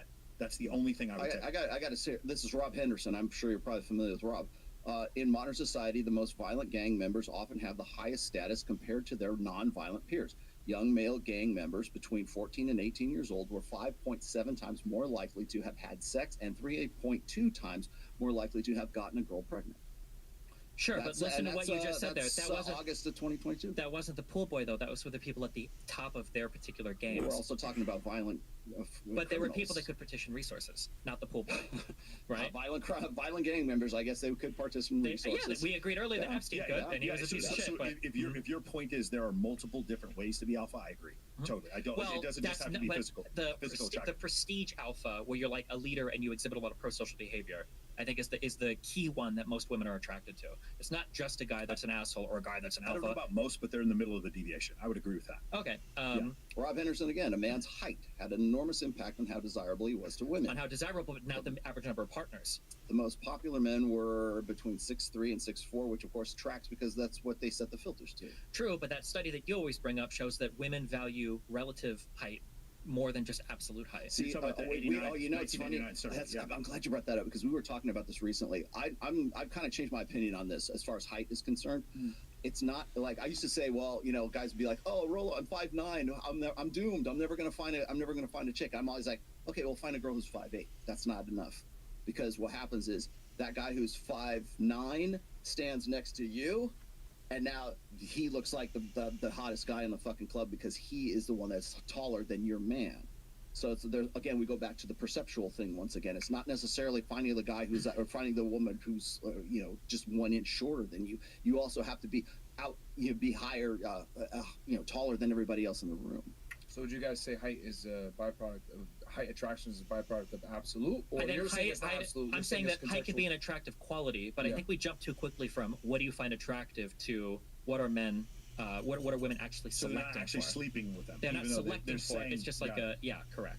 I just know too many male strippers who've been with 300-400 girls. Okay, but what percentage of the population are male strippers? Right, but the thing is, while that is the case, that's it. While that is the case, that's the reason why those women are selecting them, because of their physical attractiveness. Like at some point, the 6'3" Australian guy who has six-pack abs, who just has plethora of women coming after him, does show that women find physical attractiveness. And I agree with that. Yet there's no shortage of doctors and lawyers, that are happily in relationships. It's not like some guys like, fuck, like I became a lawyer at a law firm. I'm a doctor. Like I have a six-pack. I'm never gonna find a woman. Like those people don't exist. I think what we're talking about though is the guy who can sleep with hundreds of women. I'm not saying they should, but I'm just saying that those guys who can, there's usually something that they do that is above and beyond. They are true, and the thing that they do that's above and beyond is they go for women. That's the big separator, is whether or not you go after the women or not, right? Because again, when you look at the average heights and you look at the average partners, you're not finding that all these women, it's like 15 average partners when you're 6 foot plus and only 3 partners for guys. Like even guys that were 5'2" to 5'4", my short kings, no offense, even those guys were on average 9.1 partners. They were 4 average partners away from the guys that were 6'5" I guess I'm confused. If the average North American male has 6 partners, how is the 5'2" guy having this was a survey. That number sounds low to me. I haven't heard that before. I thought the average number of partners for the North American male was between 9 to 11. That's what I heard. Maybe it is. I thought 6 sounds low. It might be average relationships or something. But the average number of partners I've heard. And again, this is a 2015 study, evolutionary psychology, surveyed 60,000 people. So I'm keen to. So from what I understand, in the United States, in the United States, the demographic. So from what I understand, Destiny, you're saying that if the guy wants it to happen, he'll get more partners. I'm saying that if you take a guy who's 5'4", makes $36,000 a year, okay, and isn't that in shape, compared to a fucking Giga Chad 6'2" guy, if the 6'2" guy is I'm gonna focus on work and I'll just fuck whatever comes my way, and the 5'2" guy is I'm gonna fuck everything I fucking can. I don't I'm think any of us disagree with that. The short dude is gonna pull way more than there's this thing called the pickup community, of course. Exactly, yeah. And from that pickup community too, so I'm trying to keep everything data driven. I know you bring up your strippers, but if I want to lean into the anecdotes, something that I hear very commonly from the pickup community, and something that I've seen personally a lot, is you will find these guys in these incel communities. I don't know if you've ever been to some of these subreddits where people will post these pictures. Dude is relatively attractive, 5'11". Yeah, and they're I feel like I'm hideous and I can't find any girls. I don't think any girls gonna like me. Do you think autism might have a place, a part in that? It might. It's hard to say. Autism has increased 178% since 2000. See, I don't know. So while I hear that before, the problem is, do you guys remember Steve Urkel? You guys remember Revenge of the Nerds? We were fucking making fun of autistic people back in the 80s and 90s because we didn't know what they were. So when we say it's 78% more autistic people, I just think diagnosed, right? I just think what happened is we used to just call them nerds, and now we're realizing that they actually have a spectrum disorder. Also, it used to not be a spectrum. It used to just be autism. And now it's a spectrum, so now we can include more people. So I don't know, that could be the case. We can say, hey, you've done the exact same studies for autoimmune disorders. I think a lot of countries didn't know what autoimmune disorders were. So now we diagnose more of them because now we understand what it was. Yeah, I understand. Yeah. But so just to circle back on this one more time, that we can move on to this point. I don't know of any trait that guarantees you a high number of partners, despite the fact that we talk about it like that all the time. Like, I can't find research that says if you're 60 plus. How about two traits? Two traits. I don't know. The two traits would be Combinations. The combination would be some form of competency or physical attractiveness, or like, and then combine that with I'm gonna go out every night till I get fucking laid. Well, but again, the only one that really matters is the latter one. Because the latter one, in the least competent guy in the world, is going to get him laid more than the most competent guy. I just don't know if you have 33% of men having zero sexual partners. I think there's still there's like a million guys in like the looks maxers right now. Well, 33% was for men 19 to 30. And again, I understand we can do a lot of conjecture, but like I said, like I tried to find it. Like, are there these traits? Like, what do I need to have to fuck a lot of women? What is like the trait that will let you do it? And it seemed like the answer was just if you want to fuck a lot of women, you go for it. Well, okay, because it does. It doesn't map but onto money because it's reversed that way, right? Poor people have more sex than wealthy people. Doesn't seem to map cleanly onto height. Doesn't seem to map cleanly onto BMI. Doesn't seem to map cleanly onto career. The more career-driven people have less children and have less sex. But then also, like, as far as the poor people and everyone, all those demographics that you just mentioned right now, we also have to take into account age. So if you're looking at like 18 to 30 demographic versus the 30 to 40 to whatever it is. So also, there's a difference between having wealth and the ability to spend. Like the willingness to spend, I think actually might. I was going to say, we're in Miami. Dude, I just had a study here that was saying that like men who are like not frugal, who would like overspend, they're like, it's almost like Findom, right? That were more willing to spend above and beyond, like go take a line of credit out. Those guys had a higher instance of sexual partners. That wouldn't surprise me, but that maps onto what I was saying earlier. I don't think it maps onto what you guys are saying, and that it maps onto a certain alpha trait. It maps onto what I'm saying is that it's a guy that's willing to fucking do what he needs to get laid. He wants to get laid, yeah. So that spender could be a 5'4" fucking nerd dude that like isn't the most attractive guy, but he's willing to invest time and resources into getting laid. All of them want to get laid. I think it's who's willing to like move to Brickell or South Beach or move to West. Or move who's to willing to go and who's lose willing to go and physically be there. I think that's the difference too. And I think where the delta is, the difference between the guys getting laid and the ones who aren't, are the ones, because we do so many things virtually now. I think it's the ones who are willing to go where the shit is. The guys who are willing to live on 6th Street or live on 6th Street in Austin, Texas, or McKinney Avenue in Dallas. Sure.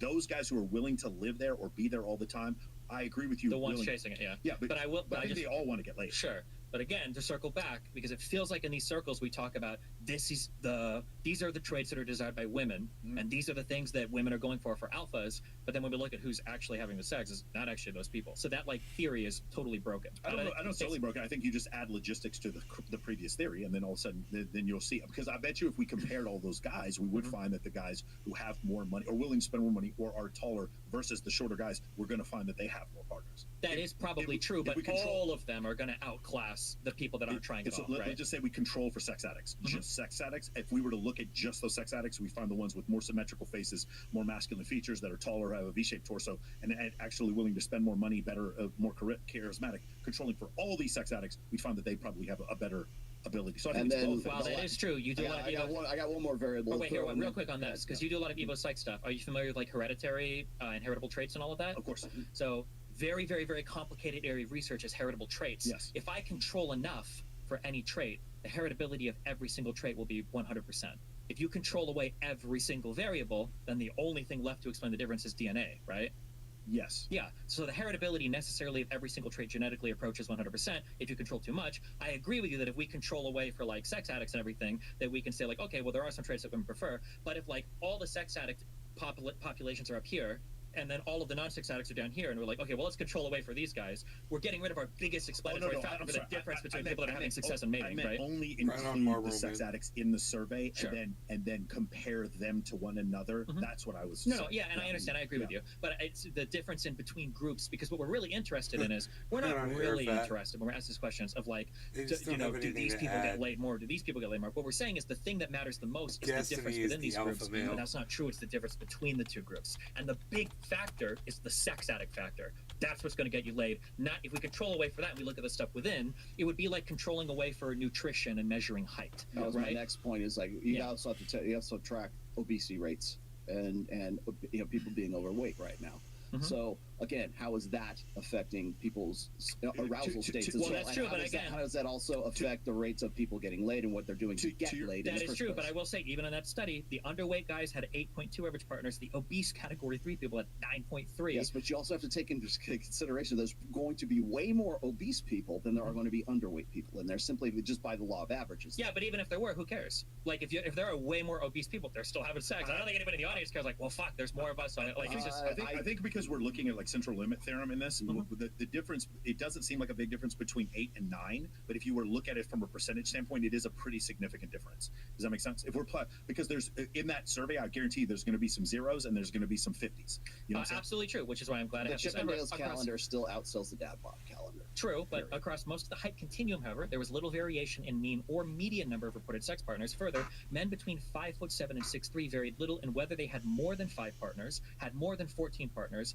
engaged in extra pair sex, or were currently single. So even for the extreme outliers of 5+ or 14+ partners, it didn't seem to matter as much in the height. What mattered is if you wanted to go fuck I don't have a huge problem with this. What Okay, you're saying is sure that is. these things matter. It's just that the thing you think that matters the most is, I would say, logistics. Like if you were to say, what is the thing for me that got me around the most attractive women, is that I live on the strip in Las Vegas. I live on the strip in Las Vegas. I would go out to clubs and there'd just be hundreds of women every time I went out. And so that if you're making that argument, sure. But I think where we may differ is you may say that's 40% of the total equation, and then say looks, money, status would be the other part, whereas somebody else might say, well, then no, that's a small part of the equation. I think logistics has been totally overlooked by the pickup community. You might believe you guys are actually both correct. Like because by being logistically put in the right place, you're around more women, which is what he's arguing. Volume. If you're arguing that, I agree with you. He's arguing logistics, but here's the thing: you guys marry them together, and you end up with more volume by default, being in better logistics. No, sure, but when he talks logistics, I would say that's probably like 90 to 95% of the explanatory power. That if you are in an area, warm spaces where you're making friends with women, you're gonna fuck. It's almost inevitable. I tell you where I differ. I think there's men below the what's it called, the I don't want to throw this all on like a floor of looks or something, or not a floor of looks, just fucking weird, just so weird that you can put them around. Because I've seen this, because I have 500 clients. The guys that just literally cannot get laid because they just. Why are those guys sitting so close together? Can anybody tell me this? It's 90%. As far as them getting laid just because of that whole thing, but as far as what you're saying is intent, I don't know if that's the whole thing. Here's where I would differ. When we're talking about very physically attractive women, I don't think those numbers would hold up. I think you do need because those very, very physically attractive women get more stimulus from other males, and that stimulus causes them to do more of a comparative research when they choose to fuck this guy versus this guy versus this guy, unless we're talking about Coke and Molly. Then it's completely I understand. Yeah, and I understand what you're saying. And again, that's a nice theory. I just don't know if there's any data. Sounds like a dream. Again, it seems like if you're around women, you will fuck those women. Do we need data to know that if you're like a fat fuck and you get in the gym and you go there for 6 months, you put on muscle and you come down in body fat, that you're going to get more attention from women, or are you going to get less attention? I think we do, because I think people know of the guys that go to the gym, and I work in fucking influencer industry or whatever. Like, there are so many guys that have like fucking 9 out of 10 bodies that have no fucking self-esteem. They carry that fat kid energy with them their entire life, and they have a getting more attention from women. They can, but they fumble it. They fumble it so hard. It's irrelevant. And this is where the PUA community, where a lot of coaches, I know there are coaches that will talk to me about this. Women get these guys like to fuck them, even if whether they have the social skills to get there in the first place. Let's use a video game analogy. I used to be like a semi-pro Madden player. Speed, agility, awareness, change of direction, all these things. Let's get them all at least to 80. Let's get them all at least to 80, and then add the logistics in, and then that would work. I think that's good advice, and that's a vector to go forth. Now, when you say, well, I know some women who will only date guys who have loaded tattoos, and some guys who won't. Some women who are only interested in African American men, and some women who will not be interested in them. So the divergence is so incredibly strong in those different things. I think if we get all of our sliders up to a certain, like if you're playing FIBA or MLB The Show or Madden or whatever, if we just all of us have those sliders up to a certain point, I think we're going to do well. As far as a prescription is concerned. I mean, you guys agree on a lot of points. Well, sure. Real quick, I think the prescription, the reason why I fight on this, the prescription, I think, is you need to find a way to get into warm spaces with other women. Logistics. That is like the number one successive indicator. Yeah. But it feels like in red pill spaces, we spend 99% of time talking about getting your money up, getting your muscle up, and then maybe like learning game. What red pill spaces are those? Fresh and fit. Yeah, but the problem is. Do you know of any other red pill spaces? Can I say her name here? Go ahead, bro. It's fine. I watched a lot of, unfortunately, a lot of the Just Pearly Thing stuff. I've seen a lot of Fresh and Fit stuff. I've seen a lot of clips of like Tate. I've seen a lot of like advice videos from Andrew and Tristan. Although their advice for picking up women is actually generally pretty good. But they did say the 9 is not at the mall. You're going to meet the 9 at certain parties. You remember that one clip that Andrew Tate had? The other thing is, where are we right now? We're in Brickell. We're in the middle of the shit. We're in Da Nang right now. Sure. This is where the women are. Yeah. Do you understand what I'm saying? Like, we're in the middle. So while you're saying that, we do prescribe logistics. I have some pretty significant criticisms of the pickup community. Sure. Logistics is one of my main ones. The logistics and not using social media at all. They were 10 years behind the curve on social media. Those things, that's where the pickup community screwed up. So I agree with you about his logistics. Of course. Okay, cool. Yeah. I think we all agree, for the most part, right? That we need, once again, to want to have girls in our life. And as a result, location means you have game. So the foundation is going to be having these traits of... Well, you need to acquire resources to afford a place in the tallest building Fish in where the Florida. fish are. Well, not necessarily, because it could literally be just having a job where you're around a lot of women. It could be joining the right A classes nurse. in high school. A male where nurse. you have, like, yeah, there was a girl I went to fucking high school, and I fucking joined the fucking bullshit ass, what is it, like, The play choir. theater or Yeah, whatever dude, oh after my school. God, choir, yeah, you get so and much. holy Male shit, it's like cheerleaders. 60-40, Totally yeah, agree. to like women to men. And like when you're in those spaces, you have to be fucking, unless you're literally hyper autistic, Dude, you're gonna be fucking, right? The manager of the strip club, the male, Hooters? the bartender, the guy who Cooks? manages the Hooters, yeah, for sure. Those guys, the what are they called? The bussers at the top end. Yes. The bussers at Wendy's, or not Wendy's, at fucking Denny's or whatever. Security? The bussers at Live, the bussers at Access, the bussers Sure. at fucking Zook. Exactly. Yeah. Shout out to my barbacks. Real quick, I'm gonna hit these chats real quick, and then Go we'll get for to the next topic. So we covered the vasectomy, we covered the mating strategy, dual mating strategy. We covered divorce a bit. I don't know if you guys want to go deeper into it. Next is going to be promiscuity from females. Sure. All right, so we got here. Angel goes contextual amoral alpha in society, aka Mr. Do It All, level 99 stats on everything. Biblical times alpha is King Solomon, 1,000 wives. Modern alpha would be Henry Cavill. Christian Marlboro, Grey, man, you're 6 foot, hilarious. 6-pack, 6-figure earner, charming, handsome, and dominant and charismatic. Can Okay. you have 1,000 wives or 800? Henry Cavill can't be alpha because he plays Warhammer 40,000. Sloan Fidel goes, Rollo is fake. Said that all high value men exercise their options except him. Either he's lying and cheats or doesn't have options. He's two Hey, of mine. let me tell you something in real this quick. pick. Let me tell you something real quick.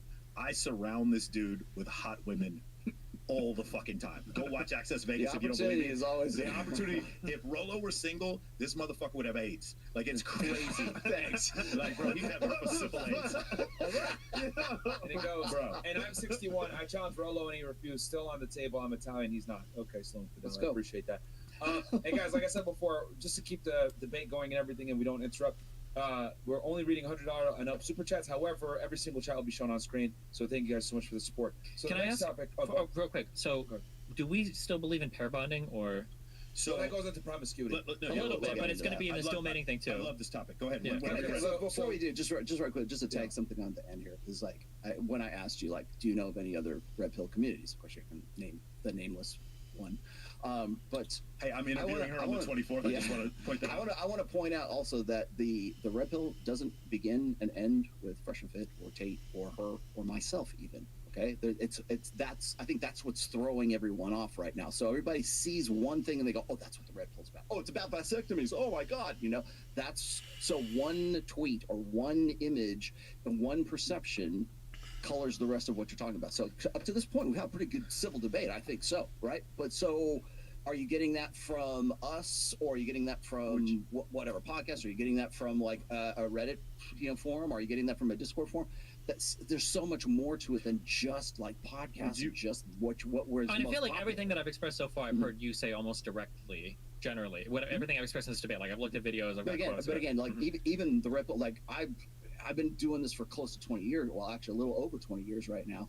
And I'll even say right now, like it doesn't begin and end with me, and it won't begin and end with these guys. Would you say either. the term is a placeholder, like the term alpha male? Right. Red pill is a because I think people can be. There needs to be a different term. This may offend some people. I don't think anyone can be red pill. I think you can be red pill aware. I think that's about it. Like the idea of all of us saying, hey, the likelihood of us getting divorced would cause us to have a prenup is red pill aware. Sure. I don't think anybody can be red pill. Yeah, that's fine. And there doesn't have to be like an exact group. I'm just trying to, I'm broadly referring to a broad set of, or vaguely referring to a broad set of ideas, collection of ideas. Like I hate when I see like fucking super racist, misogynistic shit, and I see these in the comments. I fucking hate the fact that I'm associated with this shit. I hate it. But at the same time, hilarious. But at the same time, I also understood like here's the thing. There's two. I meant to say this before. There's almost like the Song of Ice and Fire. There's two forces that are coming together here. Yeah. One of them is let's create a healthy family structure, and the other one is let's not get fucking used by these 304s. And they're just fire and ice, just blasting each other. And for Sneeko, it's way further in the let's create the family structure. And for a lot of these guys who have no sexual prospects whatsoever, it's like let's not get used by the 304s. And these two forces are pushing against each other, which is causing what these divisions and this debate. That's why it's so hard to give an elevator pitch for the red pill. Because there's so much. So like there's guys who just want to get their dick wet, okay? Then there's guys who want to be on their game and maybe they want to start a family, right? Maybe they're the guys who are already in a sexless marriage, and they want to figure out how to get their wife to have sex with them again. There's so much going on. Like that's the thing that just drives me insane is I have to be an expert on like neurology, endocrinology, sociology, anthropology, and all these little subfields because they all in some way like dovetail into what we to red pill awareness. Sure, and that's fine. So, real quick, before we get into the next topic, which is going to be female promiscuity and how it affects them for pair bonding and or marriage or whatever it may be. Just so you guys know, June 2nd, we're going to have an event with Valuetainment and Adam Sosnick over at the Saucecast. If you guys want to go ahead and meet us live, it's going to be in Fort Lauderdale, June 2nd, 2023. 6 p.m. to 10 p.m. We're going to basically have a whole event, probably like an after hours live for y'all. So if you guys want to meet us, go ahead and get your tickets. And there's 3 tiers here. There's 3 tiers that you guys can get in, whether it's the regular general admission at $100, the premium at $250, or the $500 at VIP. You guys get to meet us. I'll be there signing books. I'll bring a couple copies with me. So yeah, man, if y'all want to meet us, check us out. Go get the links in the top description. Go ahead. And speaking of Valuetainment, we will be on Jedediah Bila both together. We'll be on Jedediah Bila on Wednesday. We'll be, I don't know if you are, but we're going to be on Adam Sosnick on Thursday. And then in August, Patrick Bet-David is coming to Vegas to do my show. So that's what we're doing. Sweet. So yeah, guys, we got a bunch of things going on. So yeah, June 2nd, guys, go ahead and get your tickets now because they probably will sell out because we got them at some pretty good fair prices for you guys. So let's go. So was that? Oh, and it's pinned in the comments as well, top of the description. There you go. So let's go ahead and go to female promiscuity. I'll let you lead it off, Destiny, because I know you have some point of contention with this. Yeah, I'm curious. Do you think that pair bonding is real? Yeah. So the thing is it real? It's a spectrum. So there are 5,000 species of mammals on Earth right now. 3% of them pair bond. So pair bonding is not a normal. The difference for people don't understand the difference between the evolutionary difference between mammals and say lizards, reptiles, is the development of the neocortex. Mammals have live births. Lizards do not. They lay eggs and they don't care for their young the same way. So one of the adaptations for mammals is the fact that they care for their young. The necessity, that's the investment by the male and the female, and different mammals have different amounts of investment for the males. And so the thing is with Homo sapiens, do I believe in pair bonding? I believe that the way Homo sapiens, this is the way Dr. Buss describes it. It is a lifetime of polygamy. Polyandry. I'm sorry. Polygyny, polyandry, polygamy. Polygyny. No, polygyny is two women and one man. Polyamory, a type of polyamory interspersed with small periods of monogamy. That's how I would answer the question. So there's not one total answer for it. Pair bonding in the Pleistocene times would be a man staying with his wife for at least 3 years until the child would be able to walk. That part I do agree with. Do you believe in like the oxytocin love chemical? Absolutely. And all that? Yes. 100%. Okay, so here's a question that I have essentially around this pair bonding oxytocin thing. Why would women have two indicatory like reproductive strategies here? Why would she have oxytocin that bonds her to a party, but also be drawn to the alpha fucks, beta bucks reproductive? She has a higher reproductive cost. Great question. So the thing, she has a higher reproduction cost, but the reason why this is a relevant question is her cheating on her man does not afford her more. Remember David Buss's article. It does not afford her more children. She does not have. She could have the most children possible by aligning with one alpha male, just to use that term, one alpha male, and then having as many children as with every 2 or 3 years. That would be the for her to have the highest level of offspring. Where we're probably going to separate is I believe in the mate switching strategy. So I think she's cheating to find better sperm. He may say something to the effect of she's cheating to have sperm and then have the other beta be cucked. I don't know, but that's the answer. One of those two things would be the answer. Put it that way. Yeah, one of those two things would be the answer. Well, the other thing is you have to define like what is reproductive success for female and the male. Okay, so for reproductive success for that woman is quality. I want to find the guy who's the best quality guy that I can get. He's got to be, like I said, the 6'6", right? 6 foot tall, everything else. He's got to be the best quality. Guys are scattershot. Again, it's the R and the K reproductive models, I guess. Okay, men tend to be much more R selected. Women are K selected, meaning that they're going to want to be more because they have to. Well, for They the have selection, I higher think that investment refers to in the it. species. I don't Yes, think it refers to. it does. But Yeah. what I'm saying is, if you were going to like translate it from like what's Exactly. men's reproductive strategy versus Exactly what's with that super women's, men, chat. you know, I agree with this super we're chat. ejaculate and evacuate, right? It's get in, get the job done, and go. Because for one ejaculation, we have like 1 million sperms, so it's scattershot, right? For women, it's one. It's the what is it? Sperm is cheap and The way so it's a parental investment hypothesis. The way you said it before is there's so much less investment necessary for a man than for a woman, and so for a man to pass on his genetics, quantity of women would be more important than quality, and for women to be the opposite. Well, So- in a pragmatic sense, I'm not saying it's the most ethical. I'm not saying it's immoral. I'm not saying whatever. I'm just saying in the we're most not using pragmatic this as sense. an I understand all of that. Yes. Okay, I'm going to bring all of this crashing down, okay? I hear that we talk about this as a theory a lot. I don't think anybody is a proponent of this theory anymore. You brought up Bus, and I know that you said you have contentions with Bus's current work, is because he no longer believes in this kind of like dual selection strategy. Do you believe in a mate switching strategy? No. You don't believe in a mate I think switching that strategy? when I looked up data for what were the most reproductively advantageous ways to conduct themselves throughout all of human history, humans seem to practice something called serial monogamy. So we date, we break up, we date, we break up. That's what I described. Yeah. And that is not only is that what we tend to practice, that is the most successful reproductive strategy. Yeah. But that's the- a mate switching strategy. But it's not like you dump somebody immediately just to like upgrade, because that I don't think there's any evidence for that. There's no data for that. The thing is, how do you make data for upgrade? Do you see what I'm saying? Like, Sure. So here are some things that people measure. So one thing is EPP. I think it's called extra pair partners. When people do broad research in society and they try to find like how many people are having these extra pair partners, how many people are married to the beta bucks and then fucking the alpha guys for the genetics. The highest rate you can find in the poorest of areas is 6%. But globally speaking, it's about 1 to 1.5% in almost all areas. So the idea that women are going out to fuck men and then coming back to their beta guys, there's no data to support that. Not only is there no data to support that, from an evolutionary point of view, it actually doesn't even make sense if you really think about it, because human females don't actually give any outward indication when they're fertile.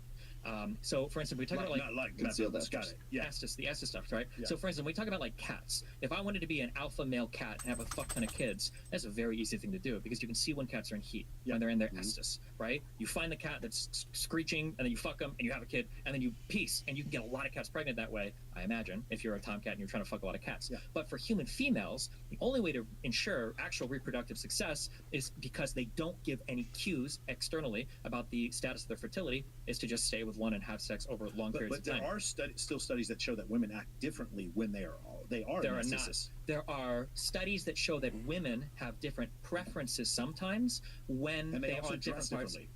Yes, but it's whether or not they act on those. And this is the importance of measuring extra partner pairings, is that you can ask a woman, do you think that certain men are more attractive at different parts of your period, or at different parts of your ovarian cycle, or your cycle, basically? And women will say yes, but they don't actually act on it. So you're just saying that these are preferences, but they don't act on it. Because there's a study, again, at the end of Why Beautiful People Have More Daughters by Satoshi Kanazawa and David Allen, where they talk about women actually retain more sperm from men that they cheat with than men that they don't cheat with. And that was part of the reason why the dual mating strategy came about, was because of those And studies. there's also some. I'm a big fan of Dr. Marty Hazelton. I've been using her work since the very earliest days. Also a student of Dr. David Buss. Buss. Okay, and so she's got a book called Hormonal, and it's basically the ovulatory shift. Because what we're talking about here is ovulatory shift. Okay, so when we talk about the dual mating strategy, ovulatory shift proposes that when a woman is in her proliferative stage, when she's in the ovulatory stage, she's looking for a guy with more masculine features. She's looking for the guy who's going to like slit throats, right? When she's has had when the egg has already dropped and she's already passed the ovulatory phase, she gets into what's called the luteal phase. In the luteal phase, that's when she's looking for comfort. She gets into what Dr. Marty Hazelton has said is a sort of a nesting. And what it translates to is when a woman does get pregnant, she goes through, I want to say it's the first trimester or like maybe the second trimester, she goes through what's called the nesting phase, where she like wants to like, put all the, get the baby crib and everything else. But like, if you think of this in a shortened version throughout a 28-day cycle, that nesting period is right The last thing I want to listen to is this guy tell me about women. So, I hope you guys had fun. I did, and I love Destiny. It's a lot of fun listening to him talk to these guys. But I will talk to you guys later. I hope you all enjoyed it. Thank you for tuning in tonight, and I'll see you on the next show. Shouts out to 666 Marlboro Man, Chris Regpick, and Arafat Nakba. Thank you guys for participating in the chat. And I will see you. I am OG420 later. I am at Twitter at Nays Garden. Yeah, Marlboro Man. I'm on Twitter at Nays Garden, you guys. All right. Thanks so much. You guys take care.